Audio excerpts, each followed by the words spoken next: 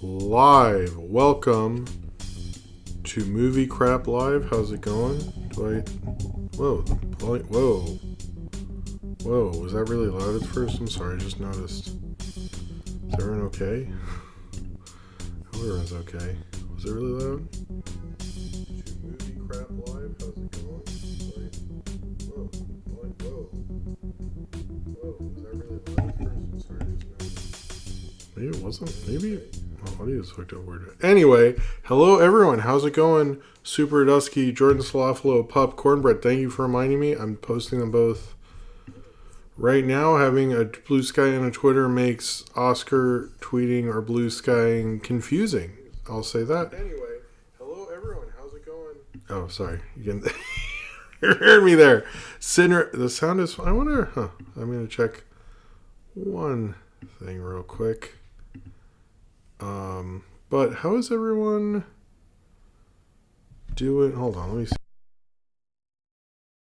Okay, I don't know. Seems to be the right. Guess it levels out. All right, sorry. I didn't expect that, and I'm confused. What the up is fuck? Ryan, okay, sorry. Let's start over. Pup, now Nathaniel Foga, Ramsey the artist, Sin Ram, Ryan Walterson, George Slafo, 357 Sneak. Hello, I don't remember that one. Pi Z Sky, 2 Jims, Super Dusky. Everyone, hell, Jim, congratulations on becoming a proud new woman. I'm confused what that's about, but thank you. I will turn off the thing. It snowed where you? It snowed. Where are you? Where are you? It snowed sort of around here, but it wasn't as momentous. Oh, hello. And since I was going to hold it for... Whoa, we got a lot of super chats. Hold on. Didn't expect all this. Okay, hold on. Let's do... Hold on. Okay, Jim, congratulate a proud new one. I don't understand that one. But, again... cheers to you, Zane Powers, I guess.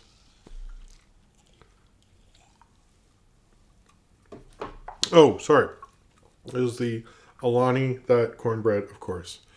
Guessed correctly. We have a couple super chats to hold on. Austin says, so the Brutalist is directed by the main kid from Thunderbirds 2004. Yeah, I'm surprised how much of the one directed by Riker. I was surprised to learn he's an actor. When I clicked on his IMDb and the picture came up, I thought, fucking IMDb, they linked to the wrong person. Like, who the fuck is this? And I was getting mad, and I was like, oh, that is him. So he's an actor. Anyway, cheers to you, Austin. Cheers to you. And for bringing that up, I hadn't looked through his filmography, actually. And Black Sox Winkle, they should nominate Paul Blart for the Oscar. They should. I don't know why he's not nominated more. We're all women in some ways. That's true.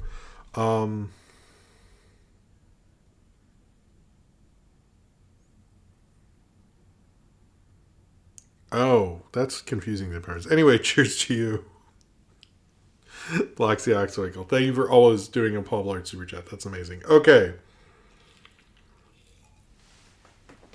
All right. So, this is a big Oscar nominations show. So I'm going to try to keep the intro to a minimum just because... Oh, hello, Anthony. How's it going?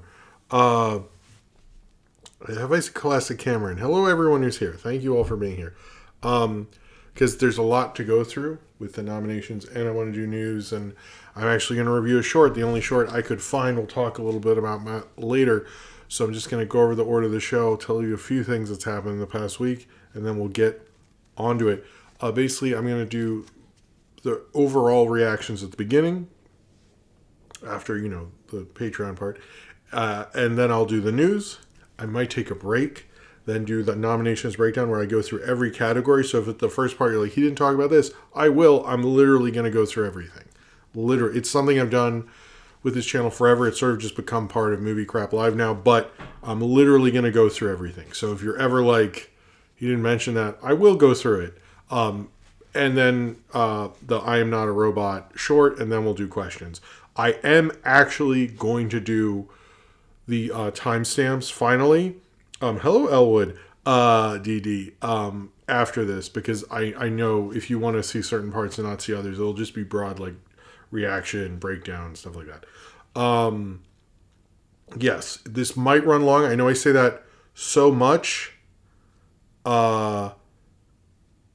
So, yeah, there's a good chance that this could go long tonight. We'll see. But yes, things that have happened this week. Okay, I was confused by. Sorry, that threw me. I was like, "What? What?" I thought I like sent. I don't know. I don't know what I thought that was. Apologize, Zane Powers. I didn't know people were saying he wrote it wrong, and I've been really not so engaged with the Trump stuff just because it's so scary, and I'm not like ignoring politics, but anyway, I was actually going to do put out. I shot a review of Zone of Interest in March of last year, and I was like editing it, and I was getting close, and I fell asleep on Monday, and then I was like, I don't know, so that might come out next week. It's like mostly done, but not all the way done. I need to finish it. But other than that, sorry, Sunday you got 2 videos. The TikTok, but I thought TikTok was going to be gone for like till the inauguration instead of like a few hours. So by the time it posted on YouTube, because you can tell I really didn't give a shit because I shot it really quickly and didn't say follow me on YouTube and made a big skit. I was like, this is so dumb. I know what this play is, and it was dumber than even I suspected. But I should have just posted it on Saturday and moved the Wolfman throwback till later. But I didn't do that. I don't know why I didn't do that, but that's what I chose to do. But I think we all knew the TikTok thing was kind of not going to be that long. Other than that, trying to think. Hey, Soph. Are you okay? I missed you. You just got back? What's up? How was your Broadway show? Good. Did you like it? Yes. It was crazy. It was crazy? Yeah. Yeah? Oh, thanks, kiddo. I love you. Love you too. Who was in it, Soph? What? Who was in it? Joey something? Joey McIntyre? What? Generation past that, Jen. Joey Fatone. Joey Fatone was in Joey it. Fatone! Oh, I saw him at work once. Anyway. Oh, cool. Anyway. What was he doing? He was just there, and I kept making New Edition jokes, and nobody liked that. Anyway. Wait, why? Because it's a joke, because he's in New Kids, and it's like... Anyway. Joey Fatone isn't in New because he's in Sync. No, I know that's the... Or Oh, New my Edition. New goodness. Edition. Anyway, sorry. Ay. Well, here, I should get back to it, but Or I'll... you could pause until 2 days. Oh, okay. All right. Anyway, here, I'll be right back, everyone. Just give me... Ryan met Joey Fatone? This is interesting. Anyway, I'll be right back, everybody. Hold on. Hold on.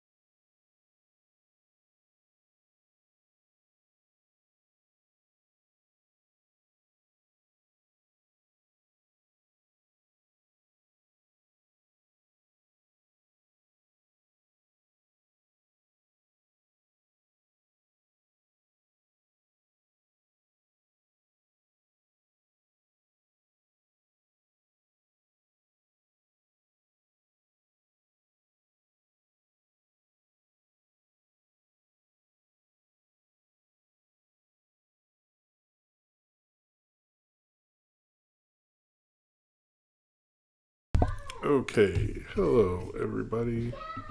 Sorry about all that. Welcome back to the show. All right, what was I saying?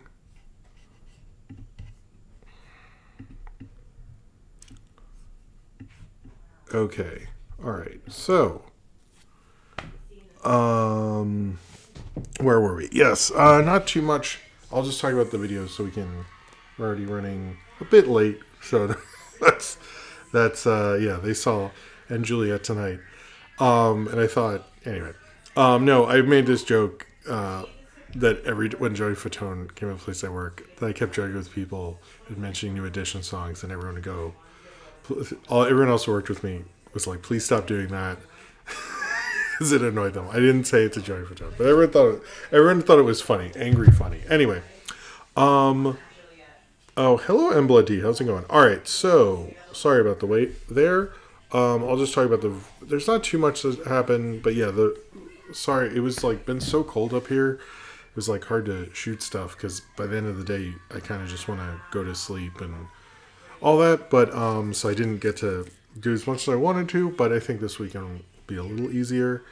And I'm trying to think. I watched Phantom Menace with my son tonight. That was fun, but he got bored towards the end. Although he liked the pod race, but by the end, the movie lost him. So I had to fast forward through after they leave Coruscant because he was like getting so fucking bored. So you know.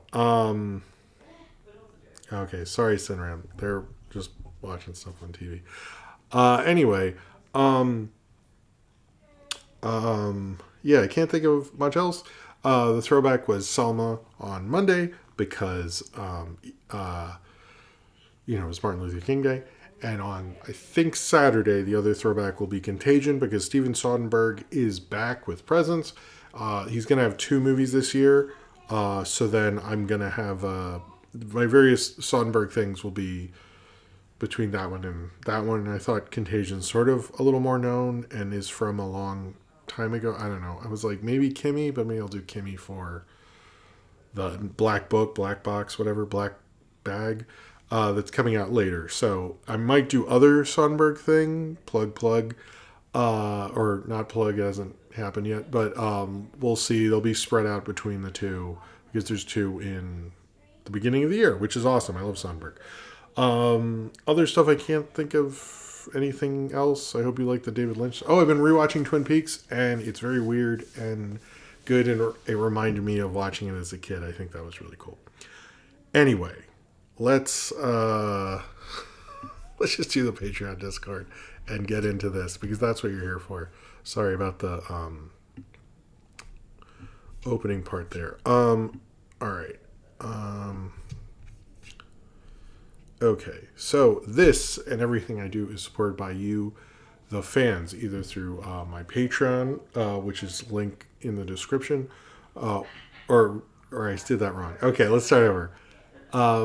This and everything I do is spurred by you, the fans, either through super chats during the show where I will drink this awesome energy drink and, say what you said or answer your question, or through my Patreon where you get all sorts of cool stuff, exclusive stuff like my commentary series, other exclusive videos, and all my videos. You get updates on all my videos and everything like that. Postcards, more power in the movie review vote, and it helps me to continue to be able to do this show and make these videos, as well as it just helps me continue to do it if you're financially able to do so. If not, liking this video and subscribing helps to do that as well. So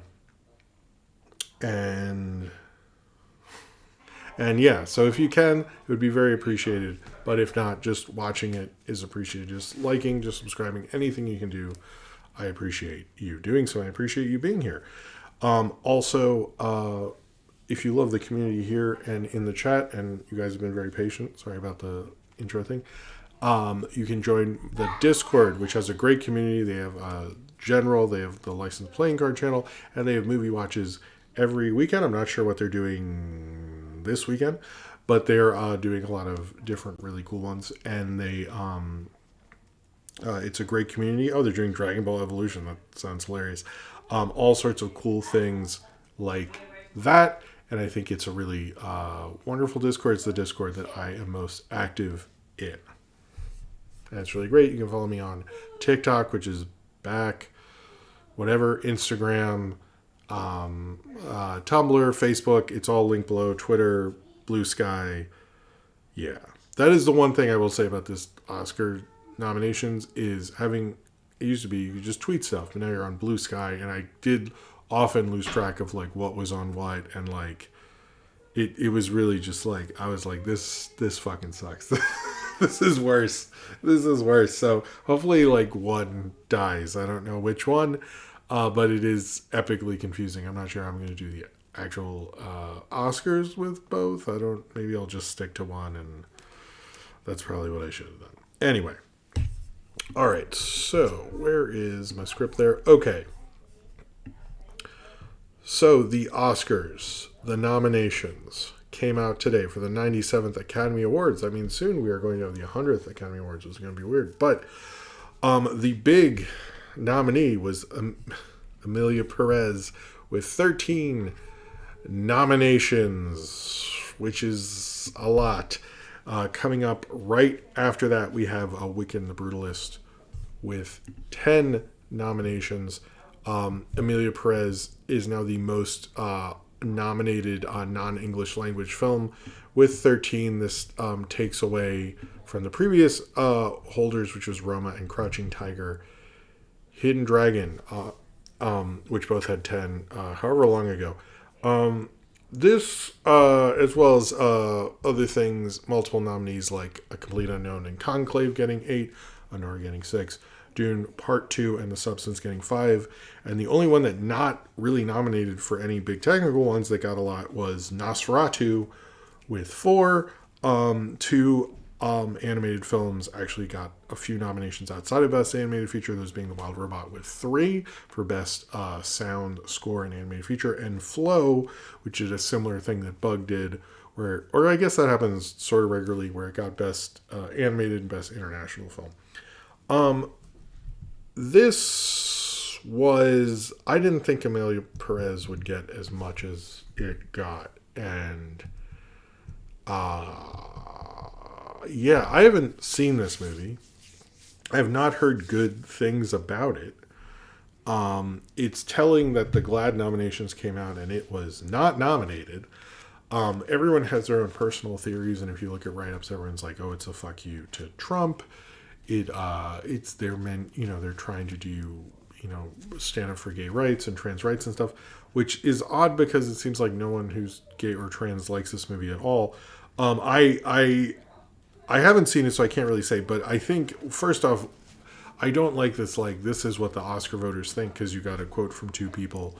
I would like to see it, but it has, it did well at Cannes. It's been sort of building through the festival circuit, so I think there's something there that they like. I don't think it is just... there's like one specific film, The Apprentice, which I do think is because of Trump, but because it's about him. But this to me is like, if you are nominated or voting for it, I think it's weird. But the thing that really I think sucks ultimately, and I have heard very little about this, is in the spring there was so much written about The People's Joker and I Saw the TV Glow, and I think there are a few other films, and how this was a really great year for trans filmmaking, and it was a real coming out year, and like we're going 20-30 years from now we're going to be talking about those two, and neither of them are nominated. I didn't think The People's Joker had a chance, but neither of them are, and then you pick this movie instead, and I think we might have a situation where much like the year that Do the Right Thing came out, they went with Driving Miss Daisy. I think this is going to be a similar thing in terms of when we're looking at gay media in the future. It's really fucked up. There's no way to get over that. That's not okay. That they just, I don't know. If you're trying to be performative through it, voting wise, I think that is such a failure. like, I don't know. I don't love performative politics, and if that is the actual reason, I think that is completely misguided. What I actually think happened is it had a lot of awards buzz. It had Palme d'Or. It had all this stuff going for it, and it's the big Netflix movie. Like, I don't think there's anything else in here that was a Netflix movie at all. Like, there's not. So I think Netflix always has to have their big nomination movie, and yeah. So whatever. I am happy about Anora. I was worried about that one. I haven't seen as many. The only ones I've seen of the nominees are like Wicked, Anora, Dune Part 2. I think that's it. Yeah, I need to see The Substance and The Brutalist and Flow, which I have a copy, just time. The one, Anora was the 7th horror film to be nominated. I forget the whole list, but when I looked at it, a lot of them are like The Exorcist, Jaws, Silence of the Lambs. There aren't a lot of films by horror directors, which I think Caroline Fargyat, I think. I believe her other film, Revenge, is more of an action film. So I don't know. The one thing about, I haven't seen The Substance. I'm really curious and I really want to, but it's interesting. Like, they're all, I keep seeing this stat like, oh, these are the 7 horror films, but it seems like very few are horror films made by horror directors. They're like directors who made a horror film, or Sixth Sense, I think, was one, and moved on. So I think it's just like M. Night and Jordan Peele, who were people who I'd consider more horror directors or thriller directors. So I think that says a lot about the Oscars still, that, you know, I don't know what we're going to see, what happens to the director of The Substance, who is the only female director nominated this year. However, at the same time, I think someone's pointing out post 2000s we've had more women. Like, she's the 10th woman nominated, and I think 7 of those are post 2000, which is pretty awesome. Other thing, I mean, it's like, I don't know. Nickel Boys, it felt like was on the level there. Dune Part 2 was a little, no one was sure. I think it does sort of stink that Denis Villeneuve didn't get a director nomination. He did get a nomination. I noticed when we do these things where, like, he was snubbed. Well, I mean, technically he was nominated. I think most of his nominations, I didn't check on this, are just for, actually, let me check that right now. I believe he's been nominated more as a producer than a director, if I'm correct on that. Yeah, he's only had one directing nomination. That's for Arrival. All the others, which I know is Austin's favorite. The other, yeah, he's been nominated mostly as a producer for Dune Part 1 and Part 2, which is kind of stupid. But I don't know. Best Animated, just to go over it very quickly, it's Cool, Wallace and Gromit continued being nominated. They've been, literally everything they've done has been nominated for an Oscar. I think Inside Out 2, I noticed, got a lot of pictures and headlines, but the momentum behind that movie and the love for that movie has, like, gone away, like, completely. Which is interesting because it's like the highest grossing movie of the year. But I've noticed, like, people, you know, the other thing is, like, when I'm doing this, and it kind of affects the Oscar nomination breakdown, but not too much, is so many of the best pictures, it says nominees to be determined. Like, on the Wikipedia, it's like 5 of the movies for best picture, it says nominees to be determined. In best animated, Flow, nominees to be determined. It's like, same with Wallace and Gromit, Vengeance Most Foul. It's like, couldn't you guys figure this shit out before? I don't understand what's going on there. Overall, it was, other than Amelia Perez, which seems to be the movie nobody is super into, I think it was a good crop. A lot of new people nominated. A lot of, like, the acting nominations. I think the only one who's won of all the acting nominees before is Adrian Brody, and the most nominated is Edward Norton with 4, but most of these people are first time nominees, which is pretty incredible. You had 2 different women nominated in categories their mothers were previously nominated in Fernanda Torres for I'm Still Here. Her mother was nominated for Best Actress for Central Station, I believe. And this, I think the coolest one, to be totally honest with you, is Isabella Rossellini for Conclave. It's her first nomination. The thing with the Oscars is, like, you go through all these things, you go through the whole campaign, but then, like, and I've looked over these Oscars so many times, if you had asked me, I'd say, yes, she's been nominated before, but she hasn't. Her mother actually won in Best Supporting Actress for Murder on the Orient Express. So I thought that was cool, that, like, two of the nominees on Best Actress and Best Supporting Actress, their mothers have been nominated in that category before. I thought that was kind of neat. Nothing else fully stood out. I know there was some controversy that Nickel Boys wasn't nominated for Best Cinematography.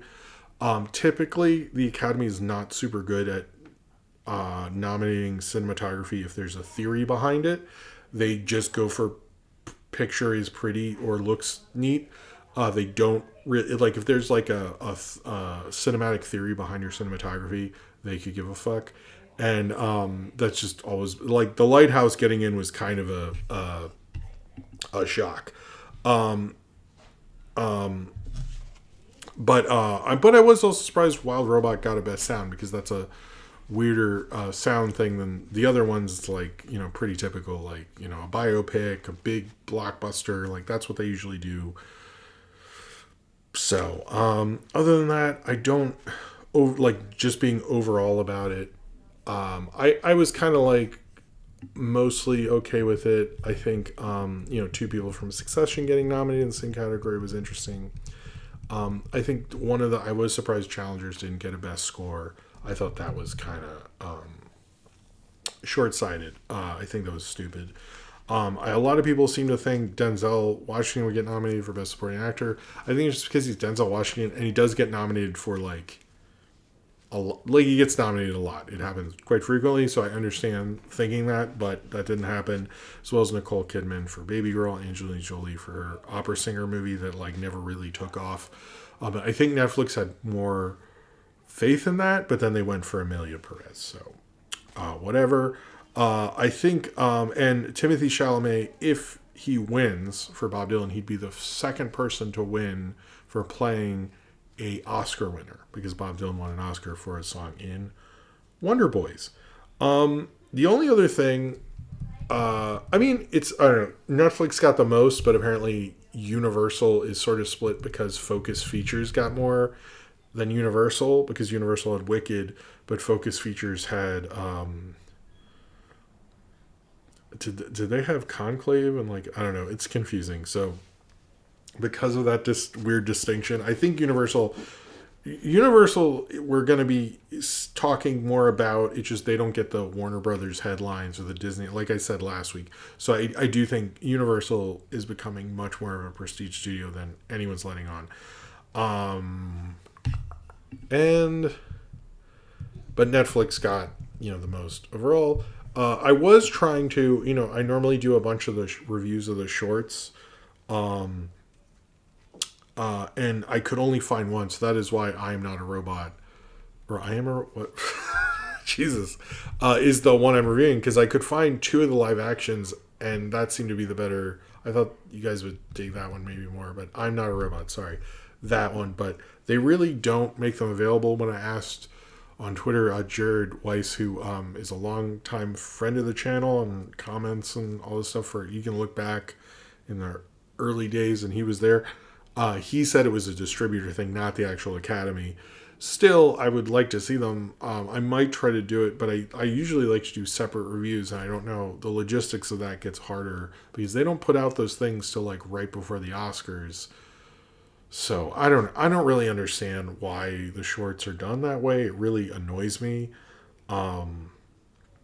I find it to be really stupid, because it's just like, I would have watched these and, like, reviewed them and, like, told people to see them if they were good. And, like, I feel like so often we don't get to see, most people don't get to see them. And I think if you said on the award show, I say this every year, if you said on the award show, hey, these are all on youtube.com/Oscars or something like that, a lot of people would go and watch them. And the way we're doing it, it's just like, like, what are we getting out of this the way we're doing it? That's the thing. It's like, why do we have these short film categories if nobody can see them? I find odd. And one of them like was on Netflix, and it's not. You can't watch it yet. Which I was like, what the fuck? I just I don't get it. I don't get it. But the other thing is they are cutting the musical performances this year. Looking at the best song nominees, which I think it was like 2 from Amelia Perez. There's nothing that like really sticks out for me.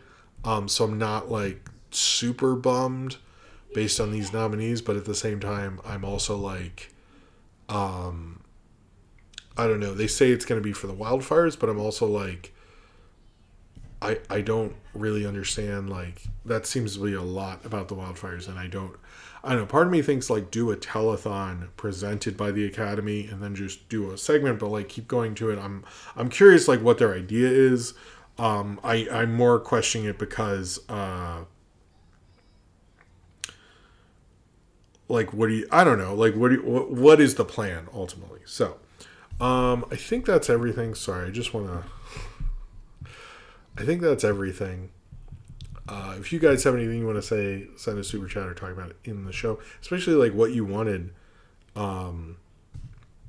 anything you wish had gotten nominated. I was actually surprised Furiosa got no technical. I feel like Furiosa is just like nobody even remembers that movie, which kind of stinks, I think. Same with like, I don't know, I would have gone Furiosa. I think I was surprised there was no animated films Best Picture. I was surprised. Well, I'm not too surprised, but I thought Wild Robot could have gotten in there. I don't know. I would have liked I Saw the TV Glow just getting a screenplay nomination. I thought that would have been nice, but it feels like that's not going to happen. So, all right, let's move on to the other things in the thumbnail and other news, and then we'll come back to all of it. So, yeah. All right, so I think we've talked about this a few times, actually, with the Toxic Avenger reboot, because it's sort of like we heard about it a long time ago, and it's directed by Macon Blair, who's famous for being in those Blue Ruin and Green Room, and was he in Green Room? Well, he was in Blue Ruin, and he was good in that. He did do his own film, which I didn't particularly like that much, but he directed Toxic Avenger, and it's been like sort of on a shelf, and it's a question I've heard a lot of people bring up recently. They're like, what the hell happened? Like, it's not getting released and stuff. But apparently Cineverse is going to release it. They have announced that they are going to be releasing the reimagining of Troma's 1984 cult hit, starring Peter Dinklage. Sure, but like, where's the release date? It's like, this is cool news. The fuck am I doing with this? Like, in 2025, Jeremy Saulnier. There we go. Thank you, Mblenty. I'm like, okay, cool, but like the no date part, I don't love that. I'm like, come on, just give me a date, or say like fall, or like I do with the season. Let's take a season. I don't know, but we'll see. I don't.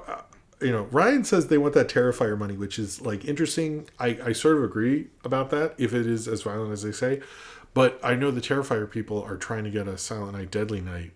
Isn't it this year? So if they're gonna do it, they got to do it.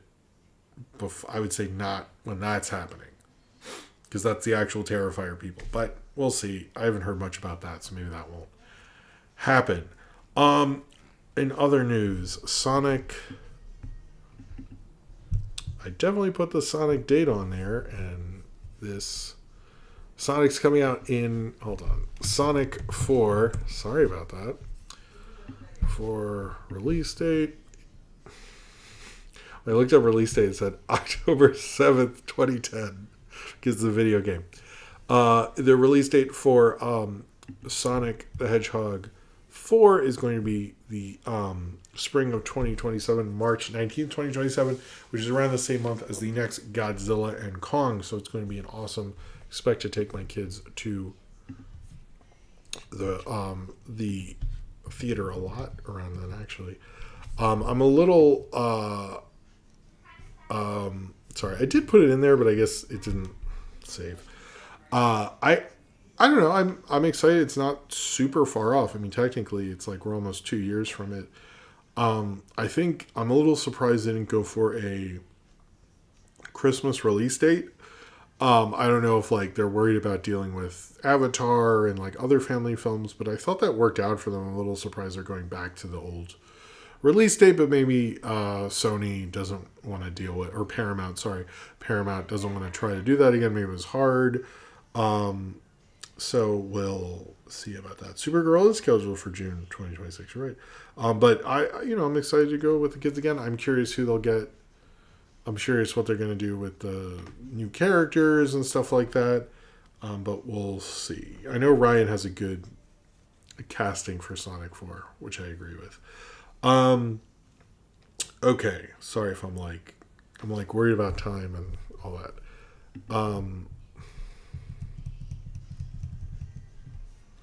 Okay, so this happened tonight.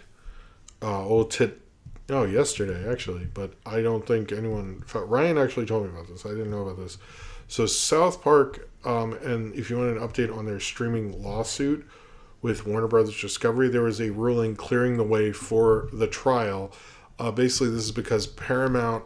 So basically, to explain this, if you didn't know, Warner Brothers and HBO Max signed a deal with South Park to put in their have a license deal for $500 million for the exclusive rights to South Park.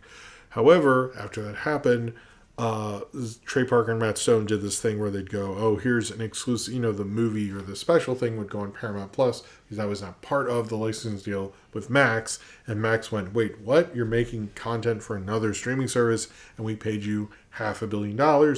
We're suing you in Paramount." And now looks like it is going to trial. It sounds to me, I don't know what they thought they were doing, but this is like a pretty huge lawsuit. So I'm curious what's going to happen with that. I mean, Jesus, like Max is pissed. I don't know if they're going to merge with Paramount now. Maybe they're not, because this is a pretty hefty fine. I don't know. I'm curious if there will be a settlement to get out of this thing, but they did sort of fuck up. So, but yeah. Cornbread says Frozen 3 is late November of 2017. I would say Frozen. Well, it's not as big as it was, but I agree. That's a hard thing to go against. So,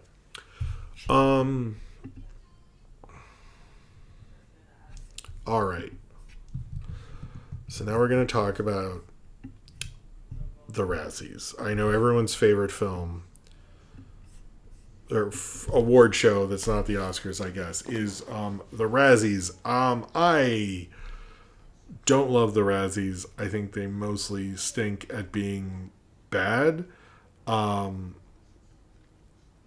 just don't think it's like, I don't know, they're trying to like fall back on stuff, but it's like kind of, I don't really think,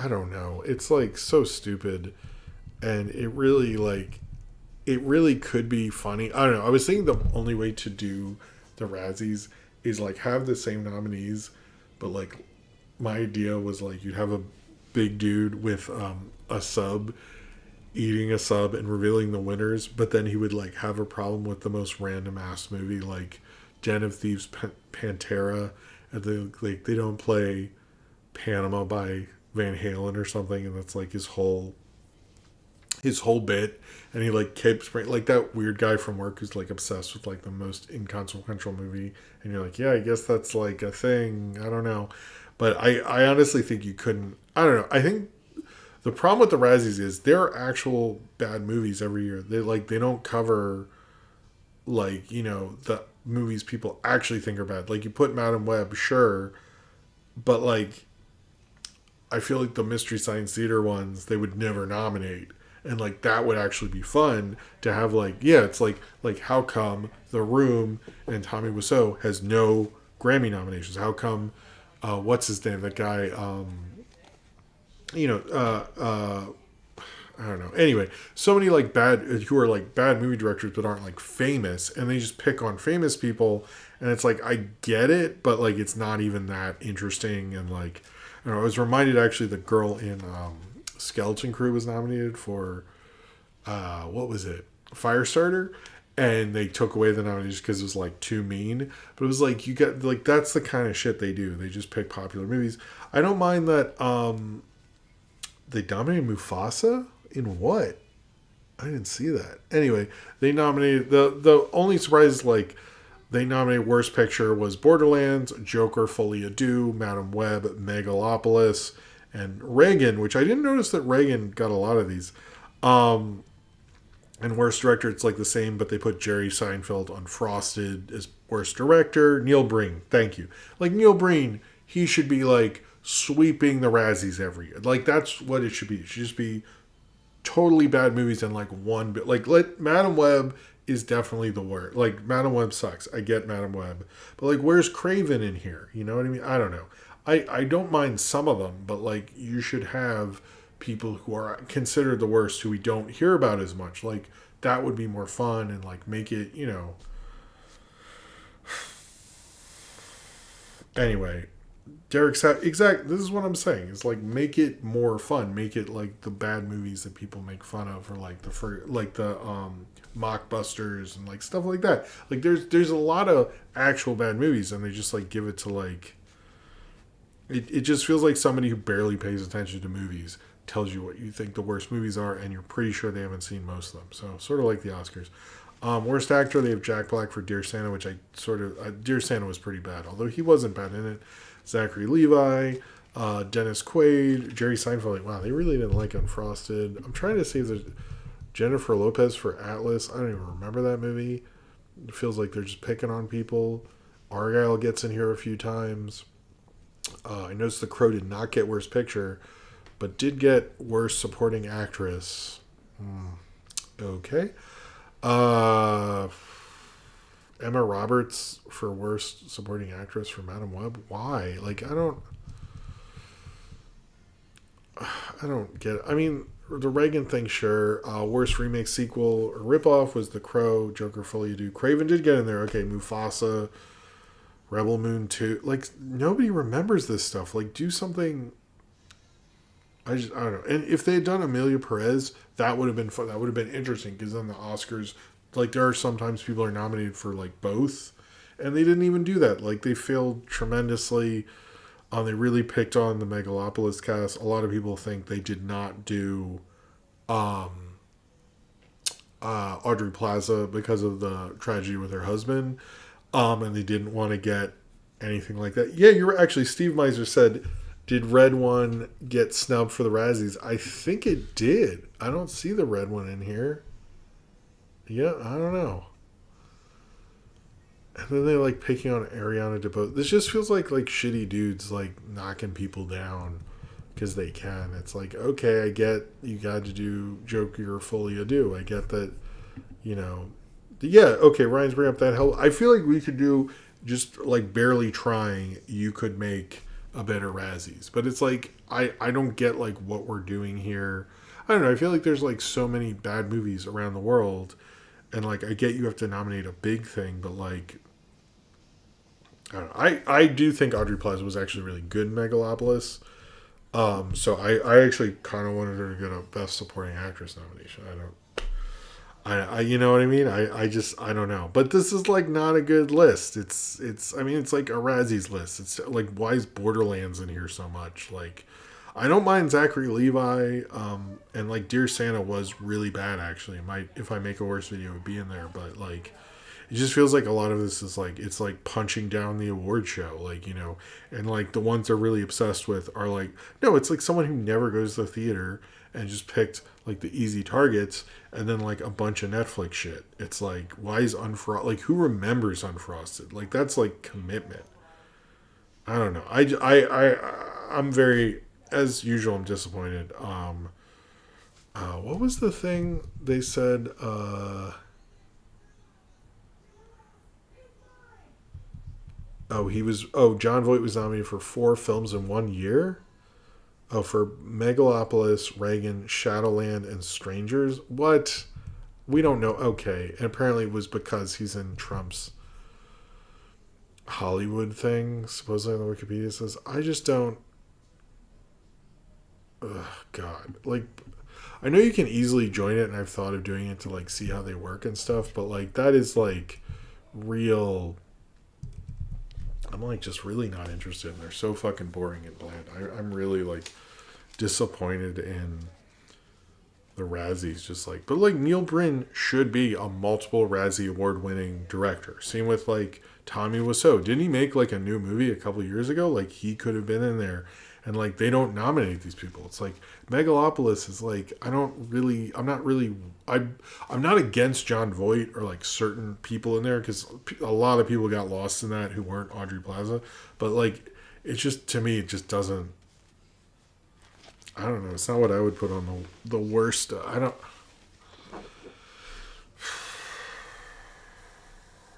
know.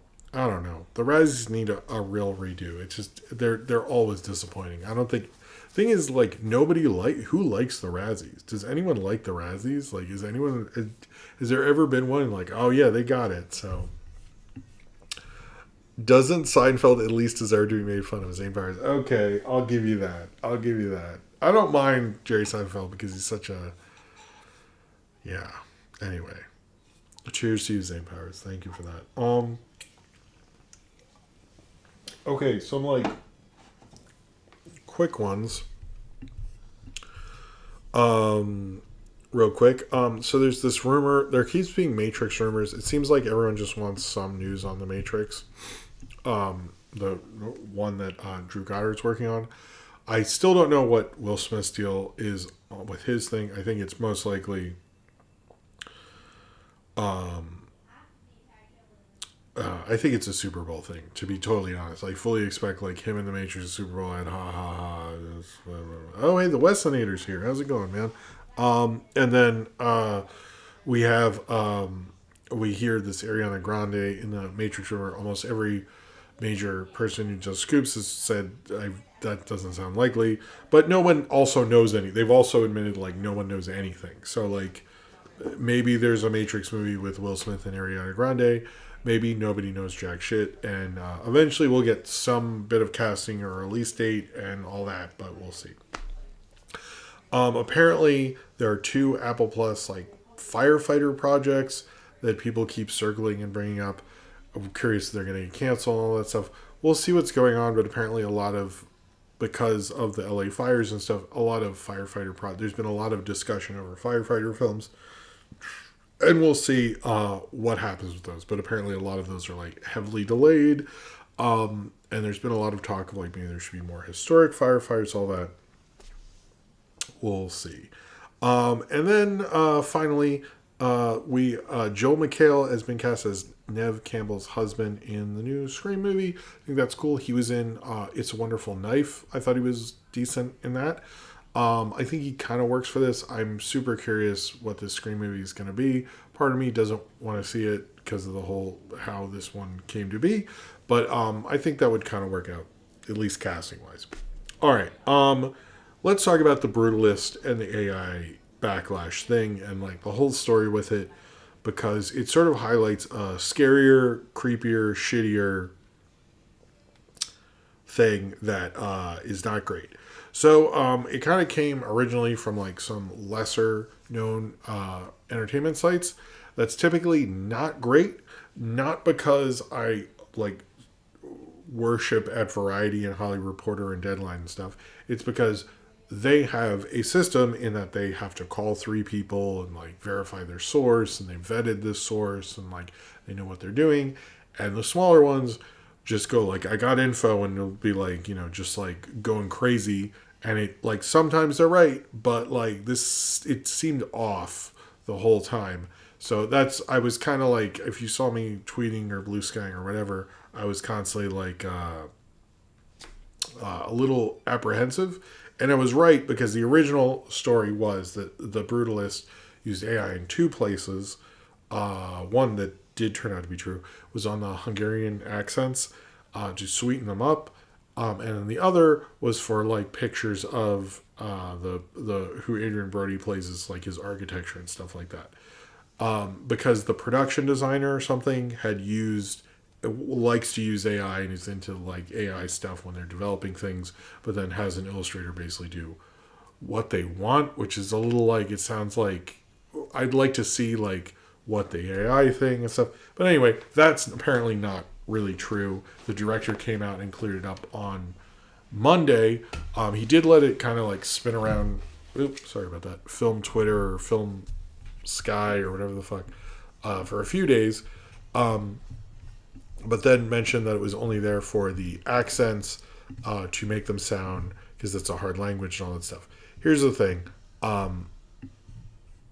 Maybe it is, and there are certain things like, you mix people's audio differently so it'll sound good. Like when I did Knock Force, I made my voice deeper and made Ian's voice like more high pitched and stuff, but it was like only slightly. Most people do that. It's a pretty standard mixing thing. It's not a big deal. But the thing with this is like, one, who the fuck is going to notice the accent thing unless you're like from that language? And I sort of just think like you could have just not done it, and just doing it slightly doesn't make this better to me. I actually think it really sucks to do this with a Hungarian accent, and it kind of like messes with how I feel about their performances, to be totally honest with you. And it like, I kind of don't want to pay for this movie because like they felt they needed to do that. Now it isn't. Now I will bring up that like I am against AI. I don't like generative AI and its way to rip people off, and how much water and energy it uses to make them. However, I will say I'm a little slightly more okay if it's generative AI and everyone's consenting. I guess that is slightly better, and supposedly Adrian Brody and Felicity Jones and everyone involved was all working together to get this to work. If you're going to use AI, I'd prefer it be that way. However, I think it is a bullshit thing. But the overall thing, and my big point with this actually is first one is that this was some Oscar publicist absolutely planted this to take down the Brutalist. They probably had this planned and were hoping the Oscar nominations came out last week and had this planned ahead of time, and then it came out, and this plays like stuff Harvey Weinstein used to do back in the day. It's fairly typical, blah blah blah. But my problem is almost everyone has said it's not a big issue for the industry, because almost everyone understands what they have to do to make a picture what it is. And I've kind of been getting the sort of hint that almost all of them are doing something like this. They're just not admitting it. It's just the Brutalist got called out, which is crap, I think. That's the part that I don't like, that there's like other secret fixes that we are unaware of, and the Brutalist just got caught or used because it's supposed to be this like authentic auteur vision, which is a fairly easy thing to tear down about somebody. So I am worried for the industry at large, like how much of this is going on that we're unaware of. If it is just slightly, I mean, I guess, man, but like I'm super anxious about supporting this movie because of that. So I just think like, I don't know. Supposedly they were all Amelia Perez did AI stuff too. Fucking shit. God, that movie is like the worst. Like I haven't even seen it. It like is pissing me off. It's just I don't know. It's very much like feels like this sucks and we're unaware of how much it's being used is the thing that like the Brutalist thing really brings up, and that is distressing. So moving on. We learned that PBS and BBC is working on a new Walking with Dinosaurs. I actually reviewed the original one and then one following that. Walking with Dinosaurs is really great. I'm totally cool with them doing more with Walking with Dinosaurs. It sounds like it is going to be its own thing, and we're going to get supposedly it's like people are like digging and then they're telling stories through it. I've seen a bunch of dinosaur kid things similar to that, so I'm a little disappointed that it's like that's not super original. I wish they came up with a better concept and format for Walking with Dinosaurs. But it's cool we're getting a new one. I think it'll be good. The first one is really good. I didn't like the second one as much, but the first one, I still remember that one where the pterodactyl's flying to its breeding ground. That's like wonderful. But I'm down with a new Walking with Dinosaurs show. I think that sounds cool. I think maybe that's another one. Ryan's told me about a few that I didn't hear about anywhere. So, all right. So we've heard about 3 directors in a row. I think it's 4 actually. We're going to talk about in a row here. Sam Raimi's next film, Send Help, which is the film with Rachel McAdams, and it sounds like it's going to be his next film. I know there's been talk of him in Doctor Strange 3.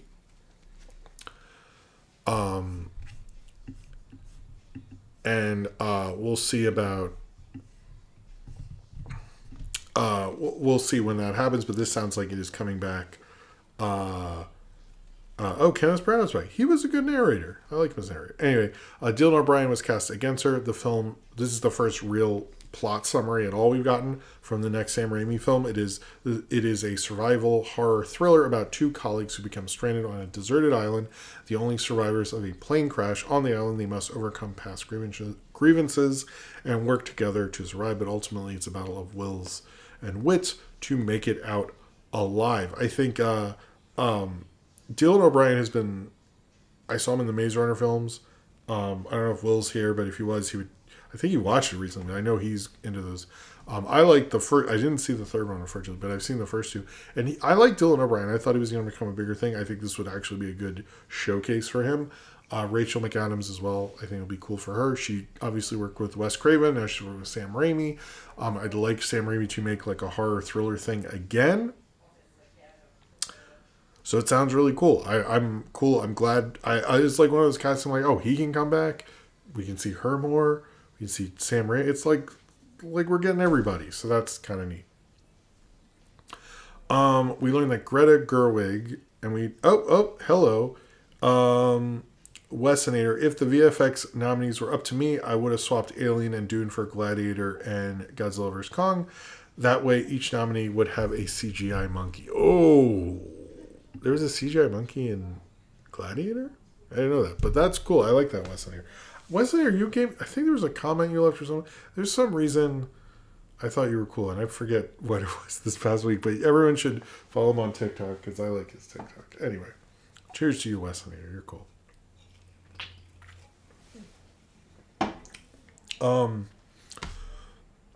But that would be cool. CGI monkeys are awesome. All right. So Greta Gerwig's Narnia, or The Lion, the Witch, and the Wardrobe.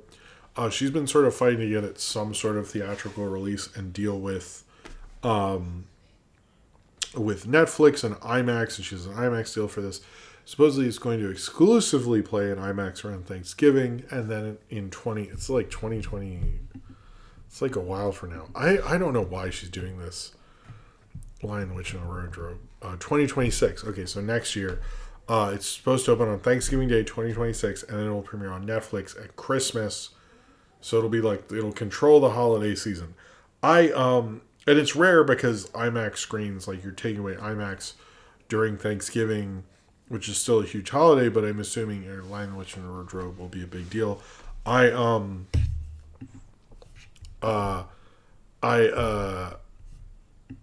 mean, I get that she's very powerful past Barbie, but I'm also a little like, wish she was doing her own thing and not Lion, the Witch, and the Wardrobe. I also feel like this will be the 4th adaptation in my mind. I doubt you'd be better than the BBC one.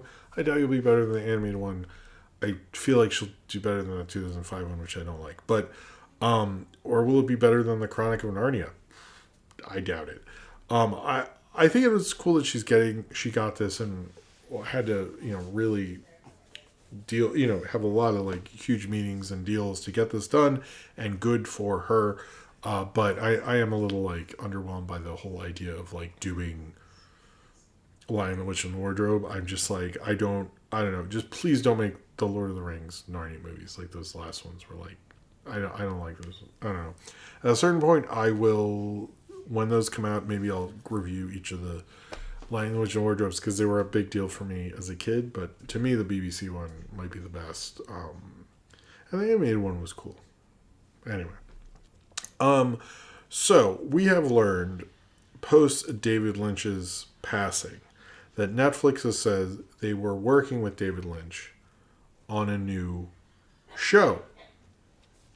Supposedly this had been in development for a very long time. They've been in development since COVID. I am like, okay, sure, maybe. Supposedly it was getting more going, but then he was sick and this and stuff. So it's nice to know there was possibly a different thing. They didn't reveal like anything about this, what this would have been. It seems like they didn't really know. But I hope, I don't know, I wish it had happened. Watching Twin Peaks again, the original series, I was like, he was really good at TV and being silly and stuff. But I just don't, I don't know. A lot of people called out Ted Sarandos because I think in one post he misspelled Mulholland Drive. I'm like, I can't spell that well, so like I don't really get the uber offensive thing there. And supposedly they had turned down his other projects, but this project apparently they kept in development. I don't know. I feel like Netflix saw that like people were dunking on him because they won't approve of John Waters. You know, they never made a John Waters movie. They never, you know, there are other films he tried to get made that they turned down. And they're like, but we had this. And I'm like, I feel like you just wanted to save face because, you know, you're not like, you know, I don't think Netflix is in the good graces of the film industry that it was, what was it in, like when they did like Roma and stuff like that. It feels like everybody like bounced somewhere else, like, which is not a great, you know, it's like they're not making the top shit anymore. So I do think I think this might have been more of that. Maybe it was in development and like they did call him every couple months and he was like, well, I'm thinking of this, and they're like, you can take your time. Supposedly they were patient with him. I'm just gonna believe that that's true. Let's just believe that it's true, and it's not a move to protect themselves. All right, let's see. What do we have here? Okay. All right. I think we can do this. I think this is going to work out. I think this is going to go long. But if you have any super chats, be appreciated before we get into the Oscar stuff while we're doing the news. If you have any news stuff, now's the time, because then we're going to move on. Because this is almost more an Oscar stream than the other stuff. So Robert Eggers has a new movie called Werewolf, which everyone was sending their Mystery Science Theater memes, that is going to get a Christmas 2026 release. We don't know much about it. It's just going to be his take on werewolves. Right around the time Wolfman came out and underwhelmed everybody. I didn't see it, but it seemed like people didn't like it that much. I think this is his step for, like, when I saw Nosferatu, which I review eventually, sorry. I was thinking, like, it's crazy that he is now becoming a name director like a Nolan, like everyone else. It like, he really is he's becoming a name director, and he's probably looking at that and looking at what he has with Universal or Focus Features, and going like, I need to have another Christmas movie. Like, that can be his release date. He puts out the Christmas horror movie. It gets a bunch of technical awards. It like moves through, like Nosferatu did great. Like, I totally get why he wanted to, like, this makes a lot of sense to me, him doing that one. So then you're probably like, oh, well, Labyrinth fell apart, or that was a rumor, or he met with him once or something. Oh no, Labyrinth has also been confirmed. So it was like, one day we got Werewolf. I like it when it says, even though technically it always sounds werewolf, like werewolf sounds like he's like in past tense, like past tense he was a wolf. But like werewolf, I want to be like, well, where was it? I don't know where we're going with this, but when wolf? Why wolf? I don't know. Anyway, so he is confirmed to do the Labyrinth sequel. I've heard people say, okay, here's the thing with this. I think it's an interesting choice because he's so kind of out there and weird and into his own like authenticity. I totally believe he would make a very unique Labyrinth film. I don't know. A lot of people are saying like this should only be made by a girl and like who's really into like theater and stuff. I'm like, the original was made by like Jim Henson and George Lucas and like all these people. I think, was it George Lucas? Yeah, he was involved. I mean, the other thing is like, who's going to play the Goblin King, who I still think should be probably a woman this time. I just think that like, I don't know, it's good. I'm interested in it. The werewolf thing. I'm also interested in. I don't know. Maybe I should just see the werewolves movie with Frank Grillo. That's what I really should do. But I just think, I don't know. This was interesting, but seeing Eggers become a big director, it's interesting because the person who did Midsommar and all that, I think they were on a level playing field, and he made his weird Joaquin movie, and like sort of like veered, went off, and he's still a big director, but Robert Eggers is like a box office big director. It's kind of interesting seeing where like, they were the A24 guys and like where careers go and stuff like that. And it's, we probably should have known from the Northman that like he's like a big director, but I enjoy that he's, Nosferatu. I won't get into it now, but like I do think it's interesting that he's a big director now. So, all right, we're gonna do a bunch of trailers. Before we do trailers, I'm gonna say this. So Be Kind Rewind, who's a YouTube channel I really like, actually. It's part of this sort of influencer hosting thing on Turner Classic Movies tonight. It's actually probably already over. But I want to just give a shout out to her. She runs a great YouTube channel. Her Nosferatu video was great. I like her. I listened to her podcast a bit. But she's really cool. And I think it is honestly really amazing that she was on Turner Classic Movies. I think it is cool that they should have more of the classic film YouTube people on Turner Classic Movies. So I don't know there were two other people, and because it's like Oscar Day, and like I was showing my son Phantom Menace and stuff. I did not get to. I wanted to see who. I know one's the West Coast editor of Letterboxd, and there's other TikTok person who is like a Hollywood person, but. Anyway, they did, what's the name of the channel again? Her channel name is Be Kind Rewind. You would like it, I think you would like it. Although I feel like I should say what I think Cinder's tastes are, because I'm very off almost every time. Except I feel like you like Sonnenberg. I feel like we both have a Sonnenberg. Maybe anyway, I'm going to stop doing this. I'm sorry, Cinder. But anyway, I just want to give her a shout out, because I think that's amazing. Like, I knew Tommy Stathis, who was, the Cartoon Carnival guy. He did it, and I've always heard great things. He got to do it when, a long time ago. Anyway, trailers. So the trailer for Opus, this is Ayo Adebri, is a journalist who's going to meet a big rock star person and all this stuff. It seems like an interesting A24 thing. Good for her. She is... she's great. It looks like a fun movie.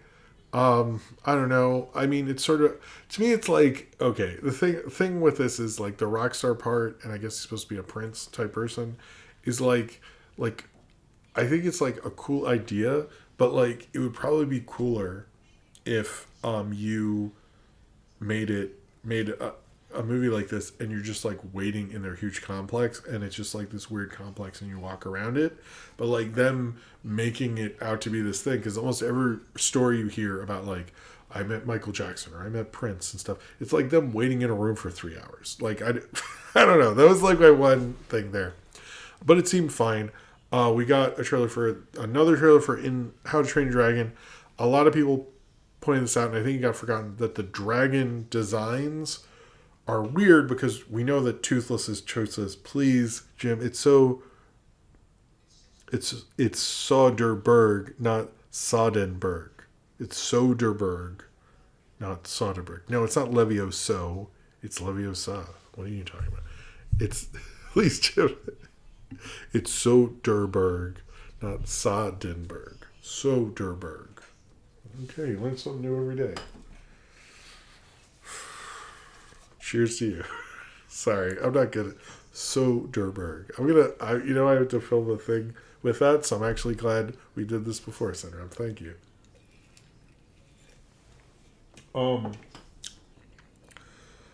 Yeah, so we know Toothless looks like Toothless, but apparently none of the other dragons look like that. They all look realistic. Look, guys, if you knew how many times I've had I watch that Harry Potter a lot because I have kids. So, but yes, I just find the character designs are inconsistent. Basically, it's like you have to have Toothless because of recognizability, but the other cartoons are the other dragons are just like weird out, trying to be realistic. It's just like it looks like such a mess. It looks so horrible. But the fact that like Toothless looks like Toothless, but the rest don't look like that is just an extra like salt in the fucking wound. It's like okay, so like the most recognizable one that's in all the posters, sure, yeah, but the rest of them, who cares? Like they're their own thing. Like I don't. It seems like a real mess. Like it is super weird that like I don't know. I'm gonna talk about Chris Sanders in a bit, but well, it's interesting those being remade. So, all right. So we have a 0 Day trailer, which looks interesting with Robert De Niro. Drop the trailer for Drop, which looked like a crazy horror movie about a woman who's like on a date with a guy, and then she starts getting these threatening texts that they're gonna kill her family, and she has to like kill her date and stuff. That looks kind of crazy, from the director of Happy Death Day, I believe. That looked kind of wild. I'm a little curious about that. And then we had Knights of Guinevere, which is made by the creator of Owl House, and it's the first show from, or it's another show from Glitch, with the creators of Owl House. The trailer was just a quick thing, but it looked actually really promising and interesting. So I think that's, I don't know, I was sort of into that. And then we got the Tom Green documentary about him moving to a farm. It looked fine. I liked his like testicle cancer special, so I'm sort of into this at a certain point. So, all right. I think I'm just gonna. I think I'm gonna skip the box office thing. But the only real big things is like Mufasa was number one, not one of them days, which did surprise people. And this is the first time since last summer that 2023 summer that two African American directors had 1 and 2, with one of them days and Mufasa at 1 and 2. And Moana 2 only dropped 8%, which is pretty crazy. Wild Robot came back to theaters, and Moana 2 crossed $1 billion with the third movie for Disney that year. And the only other two news I have is SZA is playing with Kendrick Lamar at the Super Bowl, which that is expected, to be honest with you, since they're touring and all that. And then the Nelvana thing, and I'll say this right quick. Nelvana is not closing down, and I don't know why this is a thing. Because I guess it's because the company that owns them, Chorus, I hope that's how you say it, are not doing well. And Nelvana is not doing well either. They fired a bunch of people and they stopped development in July of everything. It sounds like none of them are doing well, but the fact that they're closing down is like a fan theory, not a real thing. There's nothing. I looked into it and I looked through all these articles, and they don't seem like they're doing good, but no one said we're abandoning ship or anything like that. So I think like everyone's just like reading the tea leaves a bit, but there's nothing to base that on. So as of right now, Nelvana is fine. If you see that anywhere, just be cautious.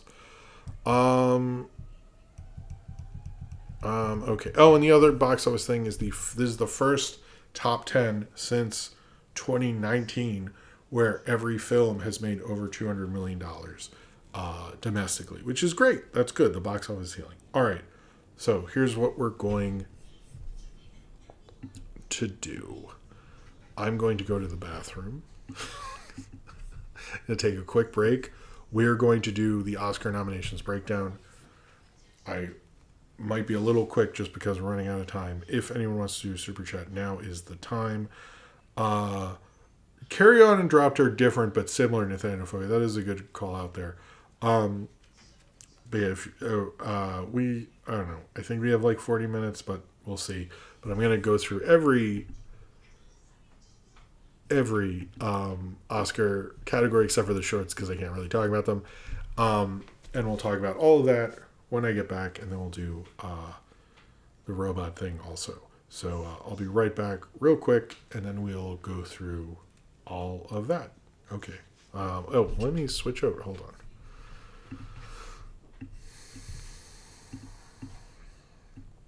Okay, I'll be right back after this.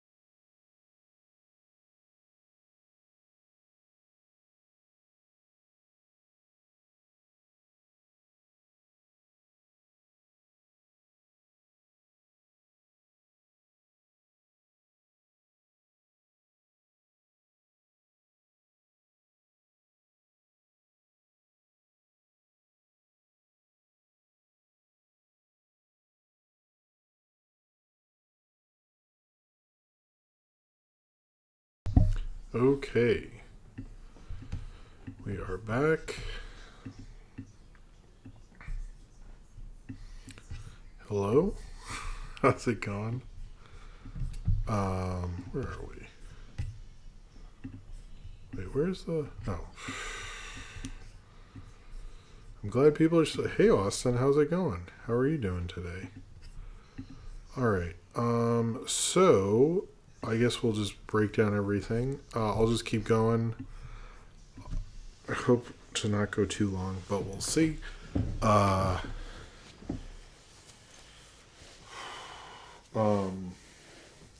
Any super chats would be appreciated from now on.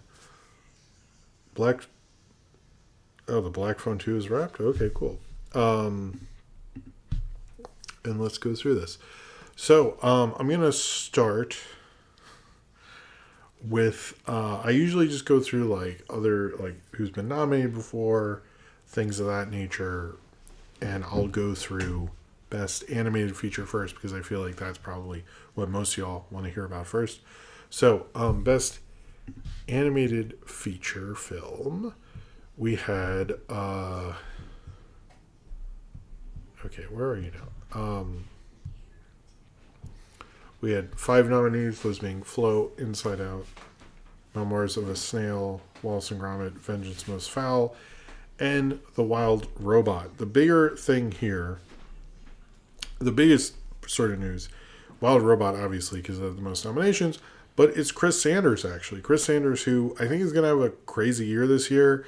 2 of his films he's directed are getting remade this summer, which is weird. But he is nominated. This is his 4th nomination in this category, which ties him with 2 people, Pete Docter and Hayao Miyazaki, both of which Pete Docter's won 3 times. Hayao Miyazaki has won twice. He's obviously lost for Wind Rises and Howl's Moving Castle. I think Pete Docter lost for Monsters, Inc. But yeah, it's his 4th time, and I think he's the 4th person. He's tied with them for the most nominated person in this category ever, and he for Lilo and Stitch, How to Train Your Dragon, the first one, and this movie, and The Croods, which is cool. But I'm also a little like how has he had that many nominations and not one? That's kind of sucks. It's like you know, you look at that list and it's like Lilo and Stitch. I always see much of that. How to Train Your Dragon, very beloved movie. Also The Croods, and then Wild Robot, which has gotten lots of nominations. So, anyway, I think it is pretty cool there. Chris Sanders did do a live action thing, guys. He did what was it with Harrison Ford? It's like, anyway, he did do a live action thing. I forget what it was called. Doesn't matter. I'm sure someone's gonna say something in the chat. It's cool. By the way, hi Norbert. I didn't say hi to you. Also, for Memoirs of a Snail, one of the people, Adam Elliott, won for Best Short. Harvey Crumpt. Maybe I'll review that at some point. But they're a winner before also, as well as Adam Elliott. He won before for Toy Story 4. No one else has won before with that fake ass dog. Thanks. Right? It's funny tonight. Call of the Wild. Sorry. Didn't I review a Call of the Wild? Or is that a different... with Clark Gable? And then anyway, I don't want to talk about what Clark Gable did to that woman anyway. That's rough. Cornbread. Was that... anyway. Okay. DreamWorks now has the second most nominations with 15, only 2 wins, and one of them was Wallace and Gromit, which counts. So they haven't won it for a DreamWorks movie. For a DreamWorks movie since Shrek. And so, but Aardman, this is their 5th nomination. Pixar still has the most with 19 nominations, and they've won 11 times, which is gross, to be honest. Like, just too many. Memoirs of a Snail, I'm a little surprised. I will say again, I'm happy for Wallace and Gromit. I guess I can't really say Nick Park for nominations because he nominees to be determined, so maybe that changes things. We'll see. I'm assuming he would be nominated. But yeah, I do find Inside Out 2 is interesting because I think this category, I will say some predictions, but these are not my predictions because things change so much by the time right before the award show, so I don't like to fully say. But I think right now it's between Wild Robot and Flow, but you would think odds are Inside Out 2 would have a bigger prominent place because Inside Out 2 was such a huge hit and very beloved, but I think it has lost like literally all momentum because I don't hear it brought up as much. So I really don't think Inside Out 2 has a chance, which is weird.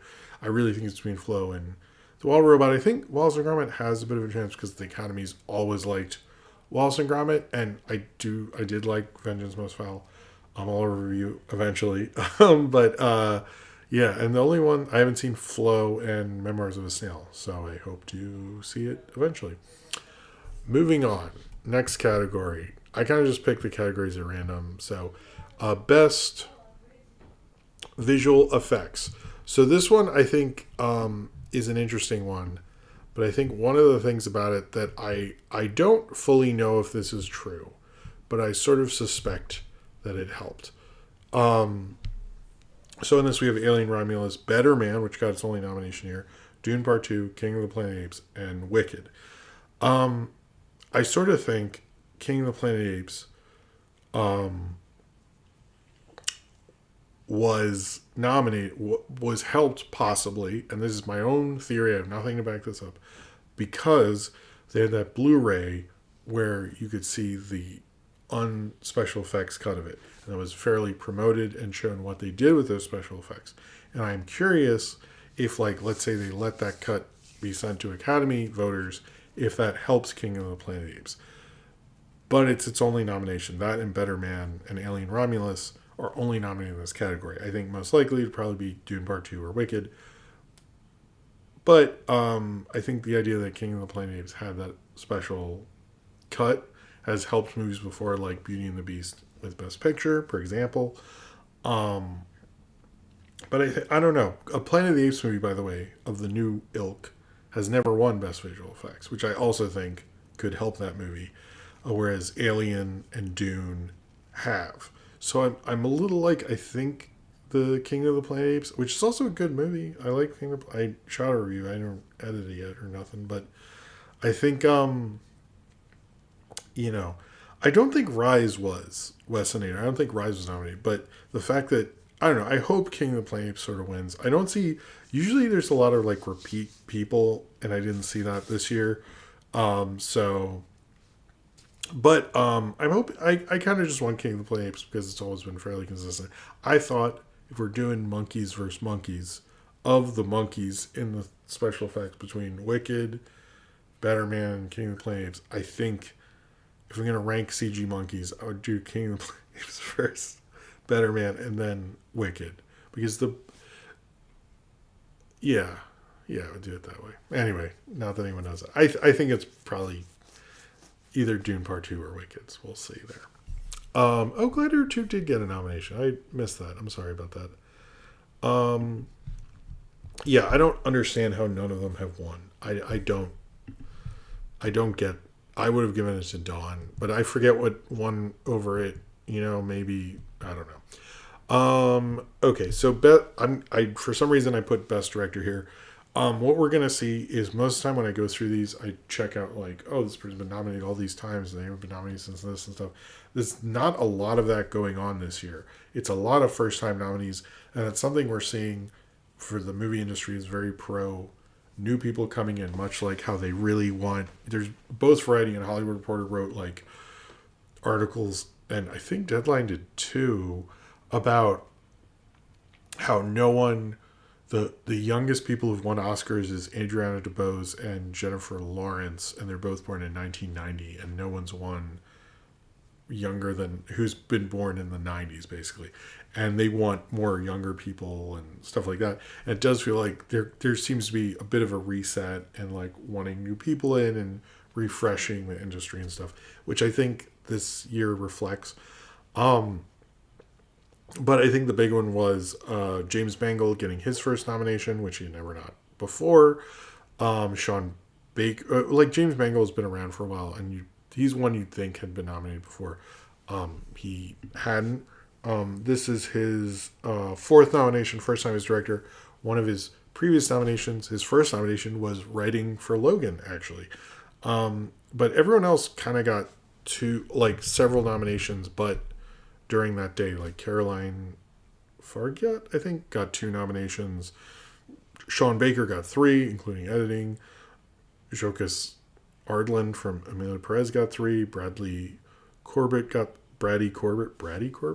Shouldn't that be Bradley? Brady Corbett. I like Brady Corbett better.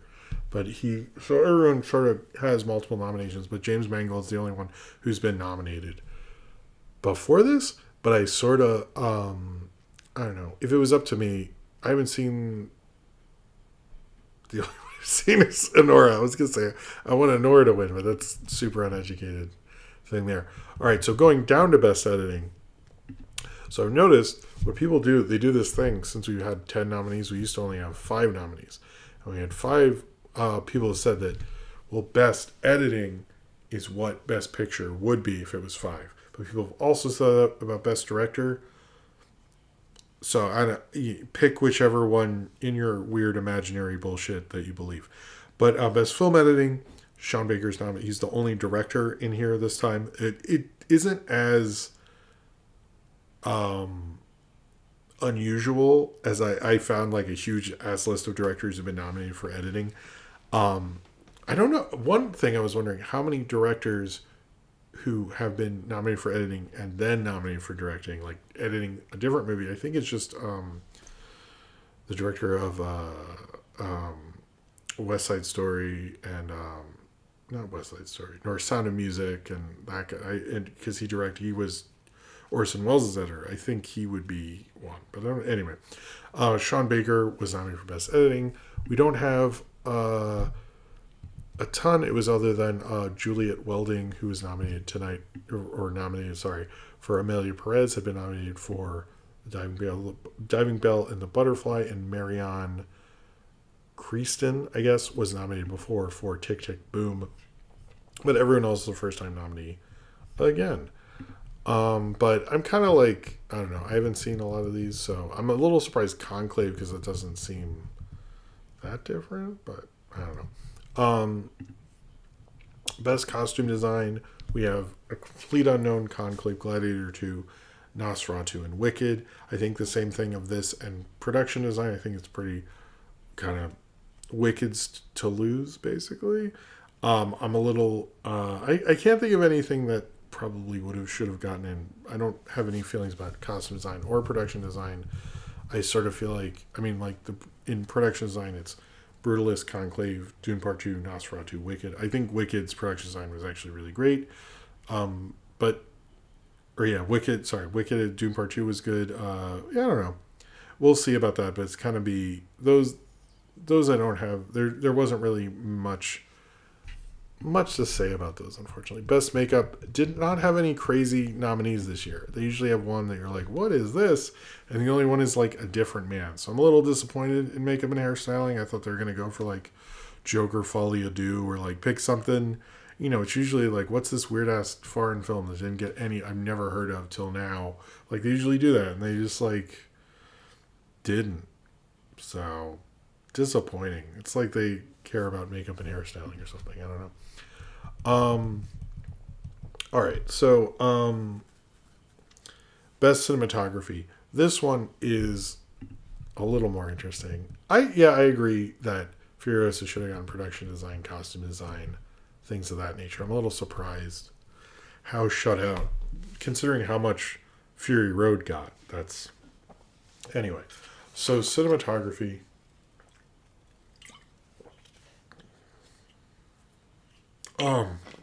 Sorry. We have The Brutalist, Dune Part 2, Amelia Perez, Maria, which was the opera movie with Angelina Jolie that everyone thought was going to be a big thing and wasn't, and Nosferatu. Edward Lachian, who shot Maria, this is his fourth nomination. He normally works with Todd Haynes shot Carol and Far From Heaven. Greg Fraser, who's a much bigger DP, he shot the Batman. He's a bigger DP now. He's won before, and this is his third nomination. And yeah, he won for Dune last time, which I don't really agree with, but whatever. And the guy who shot Nosferatu, Jaren, sorry, I don't know why, fucking Google, Jaren Belshiki, whatever. He also shot The Lighthouse. He's a great DP. I think he does a good job. He should be in there. This one is a little trickier because I'm not sure where we're gonna go. I almost think they'll go with Greg Fraser again because he's got sort of a name. People really like him, and he has a distinctive look. He's not my favorite, but I thought he shot Dune Part 2 better than Dune Part 1, so I can see that going that way. And then we have Best Sound. I think the thing with Best Sound, I sort of said it before, but I'll say it again, is the Best Sound is A Complete Unknown, Dune Part 2, Emilia Perez, Wicked, and The Wild Robot. It's pretty typical. They do sort of musicals, which they have 2 of in here. A Complete Unknown, which is like heavily features Bob Dylan's music, and then Dune Part 2, which is a blockbuster. This is pretty typically what they do. The Wild Robot is a little different, one, because they don't, I think it's like The Incredibles got a Best Sound, and I don't think a lot of animated films get Best Sound. But this is like a lot of like nature sounds. It's more of a sound design made in the, it's a fully sound design kind of movie. I thought the sound was really good. I noticed, like, same with like Zone of Interest last year, they do kind of favor more interesting sound designs, which they used to not even care. I still like sound design and stuff. I used to be far more into it, and they used to never do that, and they seem to be a little more open to that. Particularly, like, that is the whole deal with Zone of Interest, and I was kind of like thinking about how cool that was when I was working on. Eventually, I'll have that video done. Sorry. So I think it is cool they did that again for a bigger animated film like Wild Robot, which doesn't. I think for most people they'd go like, "What's the big deal?" But I think they did a fairly good job with that sound. So I'm hoping, But I agree with everyone saying Challengers, was a best sound. I agree with you, Weston here. Also best score, but I think we'll get to that one. Well, I'm doing best song first. So best song. This is I don't know Sing Sing, and I guess I need to see Emilia Perez. I don't know any of these movies. Now that's the kind of the thing is, like, if you're not going to do best song, I guess this is the year not to do it. There's not most of these people. The big one is Diane Warren and Elton John. Elton John's won twice for Lion King and his own biopic, which I completely forgot about. And Barry Toppin, who's his co-writer, had won that time too. So there's not really a motivation between Elton John winning for this documentary. Diane Warren, this is her. This is her 16th nomination. She has never won. She's probably not going to win this year. But I did learn her first nomination was for Mannequin, which I thought that was funny, sort of. But there's not. It's a really underwhelming. I'm surprised, like, even a Moana 2 song got in there, or like, because there were no original songs in Wicked. Wicked couldn't be up for it. But it is just a little odd. Like, there were no songs, like, the whole year that you could have put in there that, like, someone had heard of. I don't know. I can't think of what was a big movie song. I think the only one I really listened to was the score from Challengers. So, anyway, let's just move on to best score. Best score, there are actually a lot more interesting things on this one. Best score, we have The Brutalist, Conclave, Emilia Perez, Wicked, and The Wild Robot. I've heard a couple people getting not happy about Wicked. I don't know the stage show and, like, what they changed and what they adapted, but it seems to have annoyed people somehow. I don't really get that one. But it is John Powell. It's his second nomination. He was one of the things he previously did and was nominated for How to Train Your Dragon, which is interesting. And Stephen Schwartz, this is his fourth nomination in this category. He's scored before for Pocahontas, actually. He has 3 Oscars, 9 nominations. He was also nominated before for Prince of Egypt, which he won for Best Song, I believe. And he was nominated for a lot for Enchanted. So Stephen Schwartz is good, but he also got a nomination here. I learned that Wild Robot, this is my, I believe his name is Chris Bowers. He has won before for short subject documentary, or best documentary short for The Last Repair Shop. But this is the first time he's been nominated here. But this is his 3rd nomination, so that's interesting. And Victor Conclave, what the hell? Autocorrect. Okay. The guy who we butchered enough names tonight. The guy who did the music for Conclave previously did the music for All Quiet on the Western Front. So, and this is his 3rd nomination. So a lot of different one there. Best International, which used to be Best Foreign Film, but I guess that's not cool to say that way now. I don't know. Anyway, I say this every year, and it is a problem I have with this category, is these are not selected by people. These are selected by the countries. So it's basically like, would you like the movie America picks to represent it? I'm curious what that would be this year. I have no clue what that would be. Would that be Deadpool and Wolverine? Would that be Inside Out 2? Would that be Anora? Like, what would that be exactly? And so I don't love that they do that. But this is a more stacked category because Amelia Perez and I'm Still Here are both nominated for Best Picture, and Flo has a nomination in Best Animated Feature. So I would say those 3 it's sort of between those 3, and honestly it's between I'm Still Here and Amelia Perez. There's all sorts of theories about, like, Amelia Perez might win Best Picture and I'm Still Here win Best International Feature. I don't know. But the 2 that are not going to get as much attention, The Seed of the Sacred Fig, which I've heard a lot about actually, and The Girl with the Needle, who are sort of just the I'm happy to be here sort of thing. We'll see who comes out as the winner, but I think, like, I could honestly see Flo having a chance here, but I think it's between Amelia Perez and I'm Still Here. So if anyone, while we're still going, if anyone wants to do a super chat, I won't ask. I'll stop asking after this. Sorry. All right. So Best Adapted Screenplay. All right. So under Adapted Screenplay, we have It Ends With Us as the U.S. selection. I was actually thinking what they should do is, first off, they absolutely have to have Hugh Jackman and Ryan Reynolds come out and, like, present something, but they should have Blake Lively and that other guy come out and settle their differences. And that's not funny, but it's, I don't know. I'm not covering that case because it's just, like, too much to deal with that. Too many details, and anyway. Best Adapted Screenplay. We have A Complete Unknown, Conclave, Amelia Perez, Nickel Boys, and Sing. The interesting thing about Nickel Boys, but I didn't realize, is the 2 writers were nominated for Best Short or Best Documentary, for Hale County This Evening, both of them. So I guess that's where these people are from. I didn't know that. And the other one, Jocelyn Barnes, was nominated for Strong Island for Best Documentary, Best Documentary Short. So this is like, they've been around before, but they're like people you didn't know, which I thought was interesting. James Mangold, like I said before, is nominated here. He was previously nominated for Complete Unknown. He was previously nominated for Logan in this category, which is the first time a superhero thing has been nominated in this category.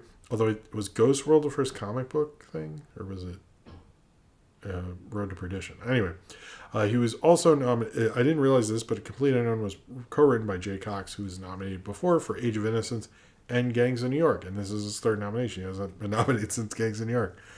And Thomas, what's his name? Thomas Bidjian, who's nominated. He collaborated on Amelia Perez. He wrote Coda, actually. He's one of the screenwriters on Coda, which is interesting. I'm not sure why he was there. And then Nicholas, Levici was a production assistant on Red Turtle. When I looked him up, I was like, oh, forgot about Red Turtle. And then the writer of Conclave, Peter Strahan, was previously nominated for Tinker Tailor, which actually, to be honest, makes me want to see it more because I like that Tinker Tailor adaptation. I didn't know that.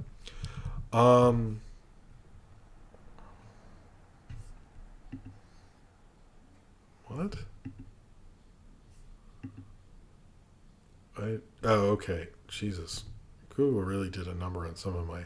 Maybe I can't spell. Maybe that's the problem. But Best Original Screenplay, we have Honora, The Brutalist, Real Pain, September 5, and The Substance. I guess the one that most people are talking about here is Jesse Eisenberg got nominated for Real Pain. Real Pain only got 2. But it's his second nomination. He was nominated before for playing Mark Zuckerberg in A Social Network. So good for him there. Let's see. And, and kind of bring around to the movie review vote, Alex David, who helped write... Wait, what? Alex David? Wait. Someone wrote September 5. Oh, he is there. Oh, sorry. Alex David, who helped write September 5, was worked on Gummo. He was like a crew member on Gummo. So, interesting. Hey, Medela Butterfly. There you go. Thank you for the $1 super chat. I appreciate it. Cheers to you, sir.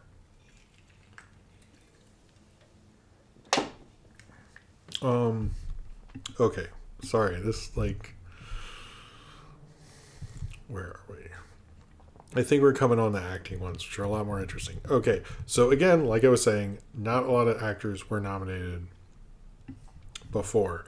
But in Best Supporting Actress, we have Monica Barbeau, Ariana Grande for Wicked, Maria Barbeau for playing Joan Baez in A Complete Unknown, Felicity Jones for The Brutalist, Isabella Rossellini for Conclave, and Zoe Saldana for Amelia Perez. I think it's actually cool. Zoe Saldana, I feel like doesn't get enough attention compared to like how big she is. You know, she's been in so many billion-dollar movies, and I'm kind of glad that she's sort of coming out for Rochelle, regardless of the deal with Amelia Perez or anything like that. Congratulations for winning a Mario Kart, Austin. The two that have been nominated for Felicity Jones, who was nominated for... This is her second nomination and first in this category. She's nominated for Best Actress before. But everyone else was their first time. But yes, Isabella Rossellini's mom, who is Ingmar Bergman. Anyway, her mom, she won before in this category for Murder on the Orient Express, which was her second nomination because she was amazing. Her dad was also nominated for like writing. Rossellini didn't get nominated a lot, but I'm glad for her. She wrote a nice piece on her Instagram about how like she wished she could share it with them. But I don't know. I think it's really cool. I kind of want her to win because I've always liked Isabella Rossellini.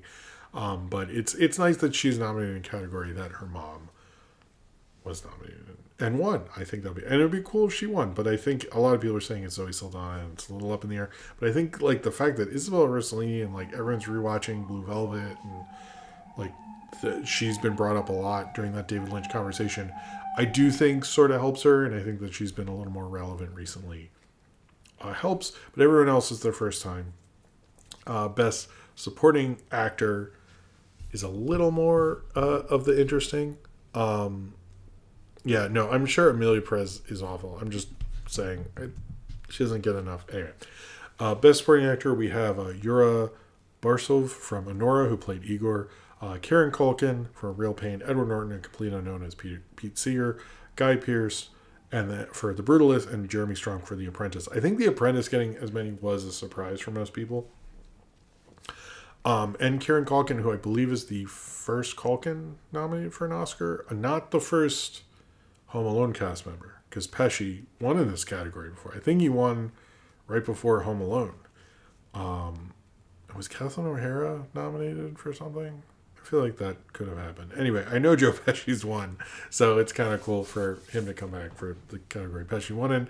No one else. Edward Norton is the most nominated actor in this group. It's his fourth nomination. It's his third in this category. With, I think it was like Primal Fear was his first one, but he's never won. And he's I think him and Sebastian Stan are the only two MCU actors. Am I right about that? I think so. Right? I think they're the only MCU people nominated. Yeah, I'm pretty sure. Anyway, I'm sure Edward Norton doesn't think of himself as an MCU actor, but he is. But I thought it's cool Kieran's in there. And I think Edgar Wright said they're two members of the production of Scott Pilgrim. Is like someone did a documentary as well as Kieran Culkin. So that's kind of neat. Scott Pilgrim versus the world. Then we have Best Actress. We had the first trans actress nominated. Again, I haven't seen Emilia Perez. I don't have the greatest feeling on it, but it's the first trans. Okay, I wanted to point this out. Cara Sofia Gerson was nominated. It says that she's the first openly trans actress nominated in this category. The reason they're saying it that way for Best Actress is because Elliot Page was nominated pre-transition, so that's why they're specifically saying openly trans, because at that time Elliot Page was not out or had not transitioned. So thus why the distinction, if you're wondering. If you kept reading that, I was like, why do they keep phrasing it that way? There's like a reason, right? And like, yeah, that's why.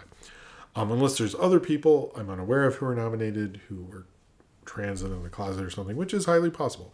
But we also had Cynthia Erivo for Wicked, Carlos Sofia Garcon for Emilia Perez, Mikey Madison for Nora, Demi Moore for The Substance, and Fernanda Torres for I'm Still Here. Her mother was nominated, Fernanda Torres. It's the second time a Brazilian actress has been nominated, because her mom was nominated in this category like 20, 30 years ago. Which is cool that she repeated her mother's thing in this. And it's Cynthia Erivo, I think, is the most nominated woman in any of these, basically. Is her third nomination, second time, as she was nominated for a song from Harriet and nominated for Harriet. So that's pretty cool. But yeah, we'll see what, I don't really have a strong feeling on actor, it's a little different. But actor, we actually do have a little bit of history. There is Coleman Domingo. This is the first time a black actor has been nominated 2 years in a row. Supposedly, that's what I kept reading. I didn't double check that, but the other one, I think Sebastian Stan for playing Trump, and I believe he's the first person, it seems, nominated for playing a sitting president. And this one, almost everyone said was not happening at this point. And I think Sebastian Stan has put in a lot of work to like rebound his career post the Marvel thing. And he's sort of been like, I remember when he signed that 9-picture deal, and he was just in he was in The Apparition, I think, which was a horrible movie. So this is a real like comeback narrative for him. I think it's really cool. I don't think he'll win, but I think for him, getting the nomination is the amazing part. But now I think a lot of people, including myself, will probably see sorry, The Apprentice. But I think good for him. Adrian Brody is the only person of all the acting awards this year who's been nominated before. This is the second time. It's the second time nominated. Last time he won for The Pianist, which was a big deal at the time. And Ralph Fiennes, this is his third nomination, second in this category, and he's never won, which is really crazy to me. Like, how did Ralph Fiennes never? Like, you would think of him as someone who has won, but he doesn't. And this is Timothée Chalamet's second, because he was nominated for Call Me By Your Name, and he's playing Bob Dylan. So the two people are playing real people who are still alive, which is Sebastian Stan and Timothée Chalamet. I think there's a lot of support for Timothée Chalamet because they want to advance this new crop of movie stars. So, although they only nominated him, they could have nominated other ones of the new crop of movie stars, but they chose not to do that. So I don't know if that support is just brought up from that. That's true. Ralph Fiennes is in Curse of the Were-Rabbit, and I think he's really good. I wouldn't mind. I think it's honestly between Adrian Brody and Timothée Chalamet, and we'll see what the Brutalist, what the perception of is it and how it goes from here is the real question. And then Best Picture. Okay, this is the 19th time a non-English language picture has been nominated for Best Picture. The 7th horror movie, and Dune Part 2 is the 10th sequel. nominated for Best Picture. I would say it's probably the only, other than the Toy Story movies. Yeah, I think so. It's the Toy Story movies and Dune, where several of the sequels, because Toy Story 3 and 4 got... No, it was just Toy Story 3. Toy Story 4 didn't get a Best Picture. Anyway, well, Toy Story 3 didn't get a Best Director, and Dune Part 1 and Part 2 didn't get Best Director nominations, so that's kind of interesting. I do find the horror... I sort of hope when they come around, they nominate... I don't know, it's like Carpenter and Craven and Romero and, like, the greats of horror that, like... I can't see a horror movie not influenced by those guys. Like, they're just, like, their influence is so much bigger than a lot of films that are nominated for Oscars. And I think this kind of brings up, like, the problem with how they don't take horror seriously is they've been excluded from this narrative. Like, I haven't seen The Substance, but, like, would that film be possible without Cronenberg? How many nominations does Cronenberg have? How, you know, it's like, okay, we got in there, but you kind of fucked this up. You know, it's like, how many of those seminal films did you miss out on because of your own bullshit? I don't know. But I think it's an interesting list, that being, and I'll just list it off and then we'll move on. We have Anora, The Brutalist, The Complete Unknown, Conclave, Dune Part 2, Amelia Perez, I'm Still Here, Nickel Boys, The Substance, and Wicked. And the producer of Wicked also produced Dear Evan Hansen, which I'm sure is... Anytime I see Mark Platt, I just think of Dear Evan Hansen. I know he's done, like, Drive and he's done other non-musical movies. When I see his name, I just think of Dear Evan Hansen. So that's what Ben Platt did to him. I don't know. The others, Substance, Nickel Boys, I'm Still Here, Amelia Perez, and The Brutalist, nominees to be determined. I hope they figure that one out. Nothing too crazy nomination-wise, but I'm assuming the director of The Substance would be in Best Picture. Nickel Boys, I think was a shock to everyone because it wasn't looking good towards the end there. As well as I'm Still Here, but we'll see. I don't know. I am surprised because I thought Dune Part 2 was pretty. It's like I liked it a lot more than Dune Part 1, but it doesn't seem that way. So I think overall a good list. Nothing like that made me go, yay. It was like, I mean, Anora, but I sort of knew that, you know. And I think Sean Baker's a great director, so I'm hoping this gives him more opportunities going forward. So I talked about the shorts a little bit, and I'm going to talk about this one live action short. I normally do the animated shorts and other shorts, but they're really unavailable this year, and I still find that disappointing. If I have enough time to see the animated short presentation, I totally will, but they usually don't. I don't think they've even announced when that's going to be, so it's sort of...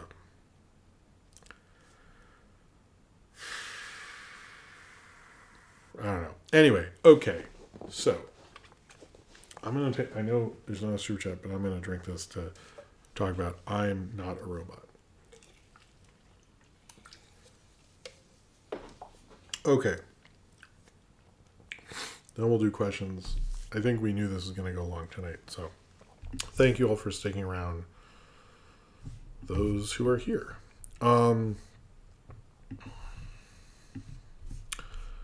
Okay, so I'm Not a Robot. Basically, this is about a woman who's at her office, and she has to update her computer, and there's the CAPTCHA things. You know those things where it's like, because she's supposed to update it and she hits a thing, it says, I'm not a robot.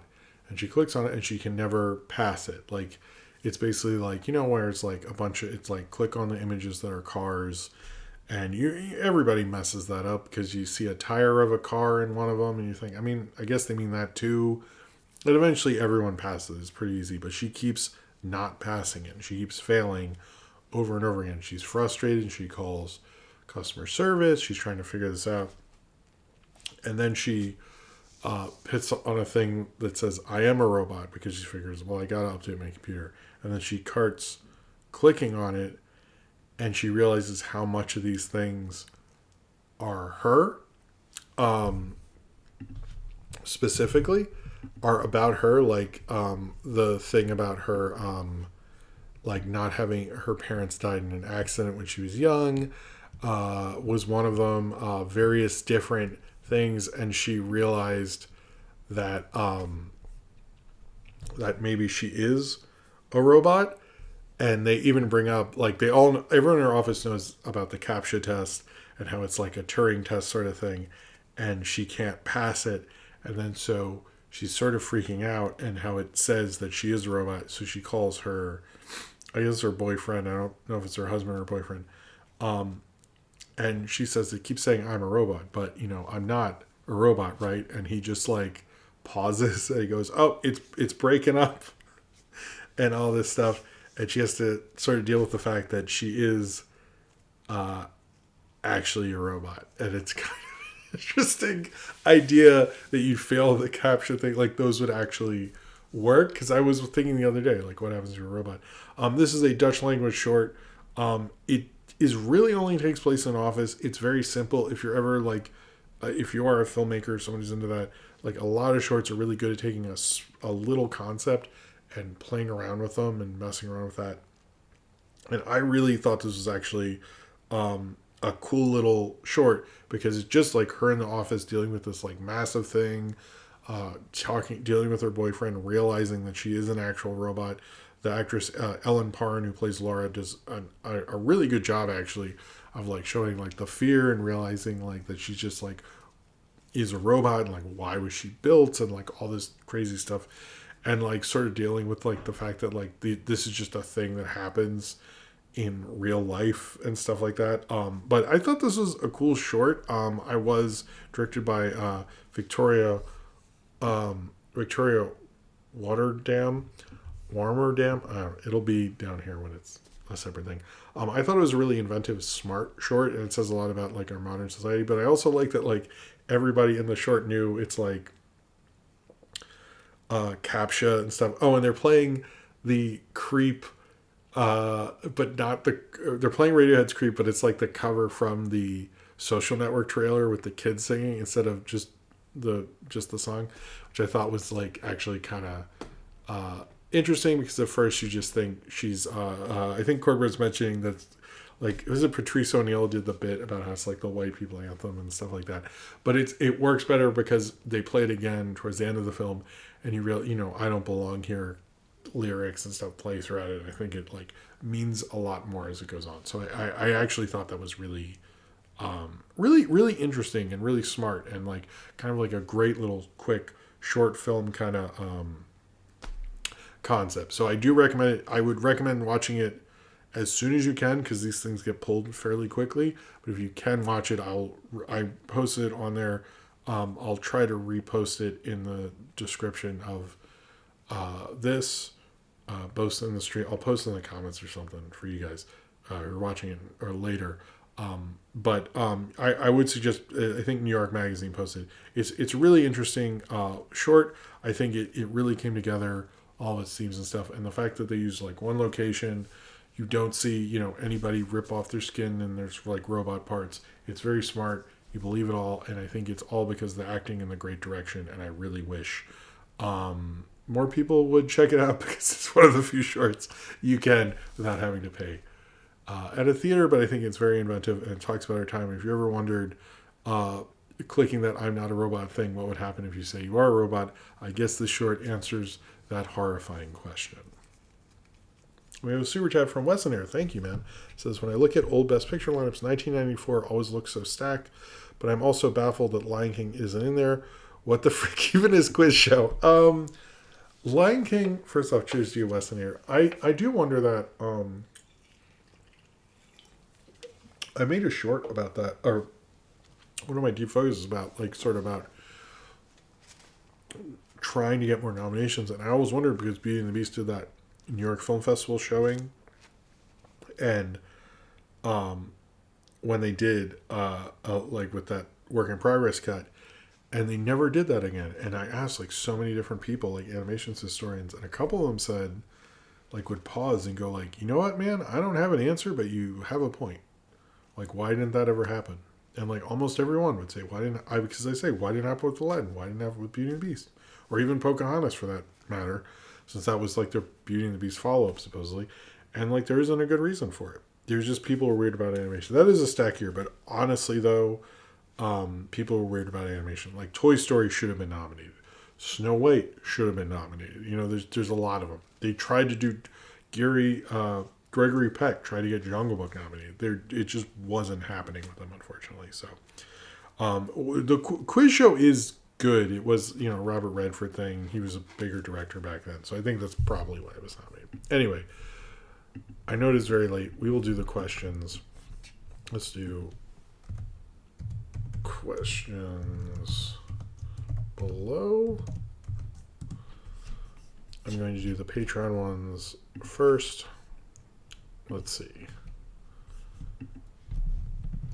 We have Jordan Richard asks, what do you believe needs to happen to change the way entertainment industry views the medium of animation for good/permanently? I would say probably one, there needs to be more understanding of what happens behind the scenes to make it, like what I was talking about with that work in progress cut. But I also think just less of a distinction of like, oh, this is more serious because it's live action, which is why those live action remakes happen. I think that needs to just go away. But I also think like people are too precious about like this medium or this genre isn't serious and this medium and this genre is. And I think like that's something in a postmodern art world in general shouldn't hold up the way it does. And major art people and people enjoy mediums and film and stuff don't believe that. It's more the people who are less educated, who pretend to be more educated, who do believe that, in my mind. Like most, when I dealt with more like art professors and stuff, never believed that. If you made a convincing argument for anything, whether, you know, it'd be, all these people be a lot older than me, and you made a good argument for a weird TV show or a song, they'd be more for it. So it's like when you see those crazy video essays when someone's defending like Barney and Friends, it's like, you know, I don't know, like defending its artistry, they're more in that. It's just like people who don't really watch movies but have weird egos about them, I think, are maybe we shouldn't let those people be talking as much. All right, Nathaniel Foga says, what do you consider the weirdest film that got nominated at the Oscars? I'm assuming you mean this year. I guess it would be Amelia Perez, because I'm super confused what they think they're doing with that. Cinram says, a big-time Hollywood producer has just hired you to write a script for a parody movie of one of David Lynch's films. Jesus. You can pick any one that you like except Dune or Twin Peaks. Pick your poison. Okay. Maybe Inland. No, I'd say Mulholland Drive as a comedy would work. If you got like Anna Faris and Melania Weintraub and had them be the two and had it more funny, I bet you could, that would work. I'm okay. I like this. Thank you, sir. That's an interesting one. Austin. I always got to do Austin last. Hey, Jim. Hope you had a good week. Like now with everything going on in the world, it's rough. But your show always improves my week. Oh, cool. Thank you. My question, which is last and up next, is Cornbread, I'm guessing, a combo question about Wolfman, Gremlins, and David Bowie. I'm really curious if it is that. My question, who do you think will be the biggest loser at the Oscars this year, like the guy last year whose cousin got mad at you on social media when it did in fact happen because he became the biggest loser? I hope Amelia Perez is. I think Amelia Perez, the feeling all the time that if you win, if you get the most nominations, you'll win, is not actually true. It happened to Scorsese a lot.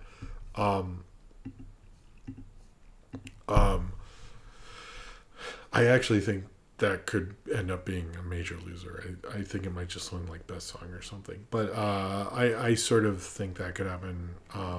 I think The Substance, because it's so weird, possibly. Same with Honora, you know. I did learn the guy from Honora who's Igor is nominated is like a bigger star overseas. So I'm curious if that like helps him. But anyway, I think we might see Amelia Perez lose quite a bit. I think Wicked is going to pick up a lot more than we think. All right, let's try to get through as much of these as we can because it is late. Cornbread, with Werewolf announced, there may be a wolf renaissance after this current dark era. You think we might see a space opera film with lycanthrope? By that, I obviously mean wolf in Star Fox. I do think there is a little more, but I think both Wolfman and Werewolves didn't do well. So I think that might hurt it, honestly. Like that other ones. But I think the fact that Eggers is doing it might bring it up. But I think like any werewolf thing we had is sort of over at this point, I think. Zane Powers, Jim, why aren't you talking about politics? This is just a stupid movie news. What do you think about the issues? What do the issues not matter? I do think they matter. I don't know if people want me to talk about that stuff. I do tweet about it sometimes, and I think I have been a little more political, but I'm not like it's just hard to deal with all that stuff all the time. I don't know. So, not plausible. What is your favorite and least favorite Star Wars film? Least favorite is Episode 9. That's not even a question. Favorite. My favorite movie when I was like 9 and when I started getting movies was Return of the Jedi, so I might actually just say my favorite's Return of the Jedi. But I think I'm tied for what the best one would be is A New Hope and Empire.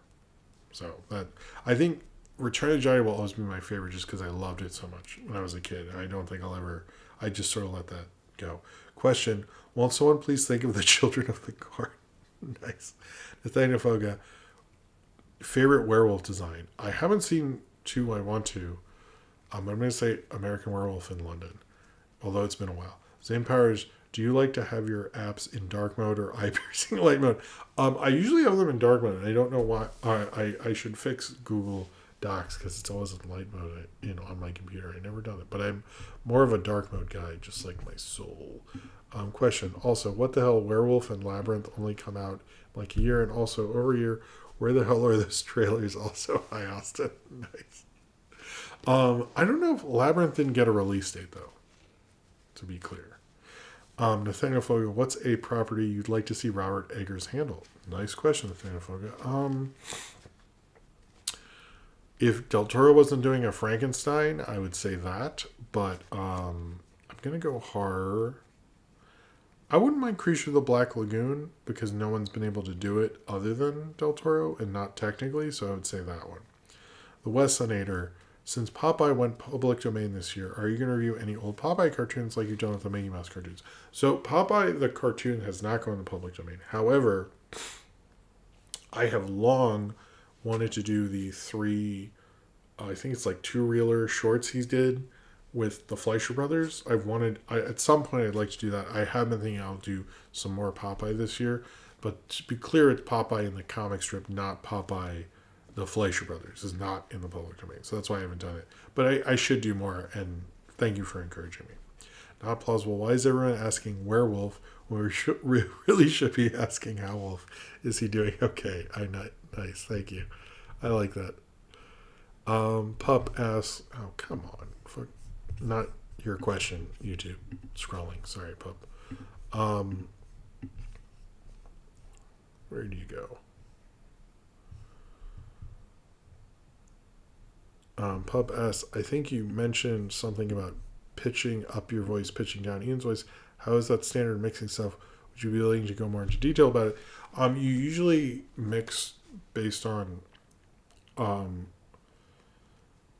you usually mix with someone's voice to make them sound better, but like honestly what usually works is if you have two people you want them to stand out from one another, you want some differentiation which you might not necessarily hear.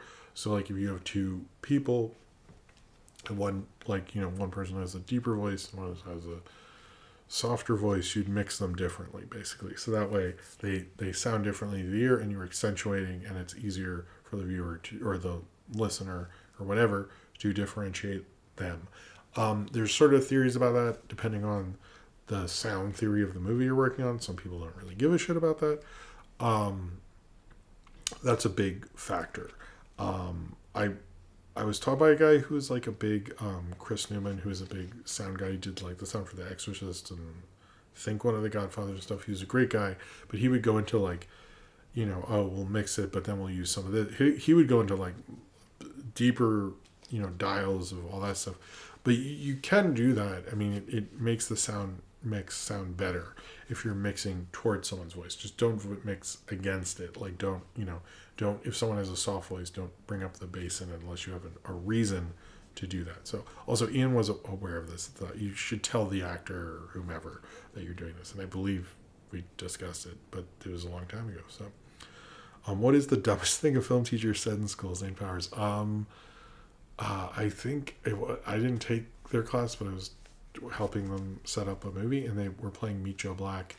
And I said, "Oh, I'd never really known this was like a big movie to be studied in school." And they're like, "Oh, well, it is." And I said, "Oh, I thought the only reason people checked it out was because the Phantom Menace trailer played before it." It was, well, I guess they probably stayed and saw an actual really good movie. And I was like, yeah.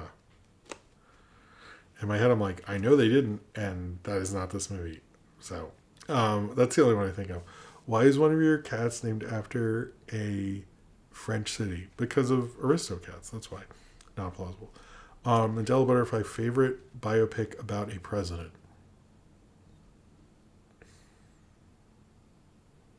I guess Lincoln? I can't think of... Yeah, maybe that one? Anyway. You ever see the video of David Lynch and his Woody Woodpecker plushies? I did a lot. Nothing of you. Sorry, I forgot about you, Bloxy. Bloxy says, outside the room, what are the biggest Rabsy snubs? The fifth Die Hard movie. Absolutely. They didn't nominate that. Question, will this be a Green Book type of year or a Moonlight year? I'm feeling like possibly a Green Book year. Good night, Austin. Let's just do a couple more because it's really late. Thankfully, how many layers do you wear when it's snowing? A lot. Thankfully, cornbread, sorry. So obviously we picked Amelia Perez apart this stream and what could have should have taken place, but like Queer getting nothing. Any thoughts you plan? I don't plan on seeing Queer, but I'm not super surprised because it's like a Burroughs adaptation. They're not going to be into that. Let's do Bloxy. How you write a werewolf film where you're the guy who just talked about how he was a wolf once. Oh, okay. That's funny. Are you excited for the Duck Dynasty revival from Zane Powers? I didn't know that was happening. Let me do somebody who didn't ask a question.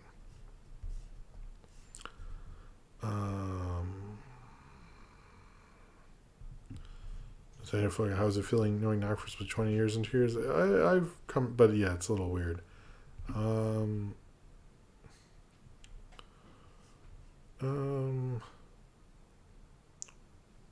Okay, I'll do. This is gonna be my last one from Bloxy. Have you ever gone to mini golf? There's a great place downtown here that does a bunch of cool gimmicks, like a true false hole, where you get to put based on a question. Oh, that's cool. I like that. I haven't done mini golf in a while, and when I was a kid, I didn't love it as much. So, anyway, all right, I'm going to go. This has been. I don't know if this has been the longest. Ugh, it might be.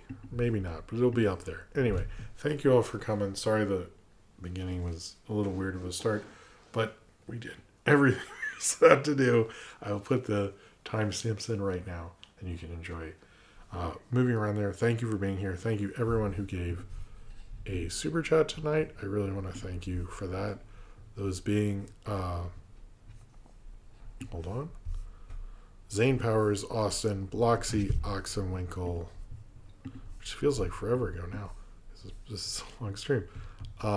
Zane Powers, the Wessonator, Mandela Butterfly, the Wessonator, and Sinram. Thank you all very much for doing so. I hope to have some stuff out tomorrow. Thank you all for sticking with me. If you did, thank you for being here. I don't think it is, but I'll let you know if it is. Good night. I'll see you next week.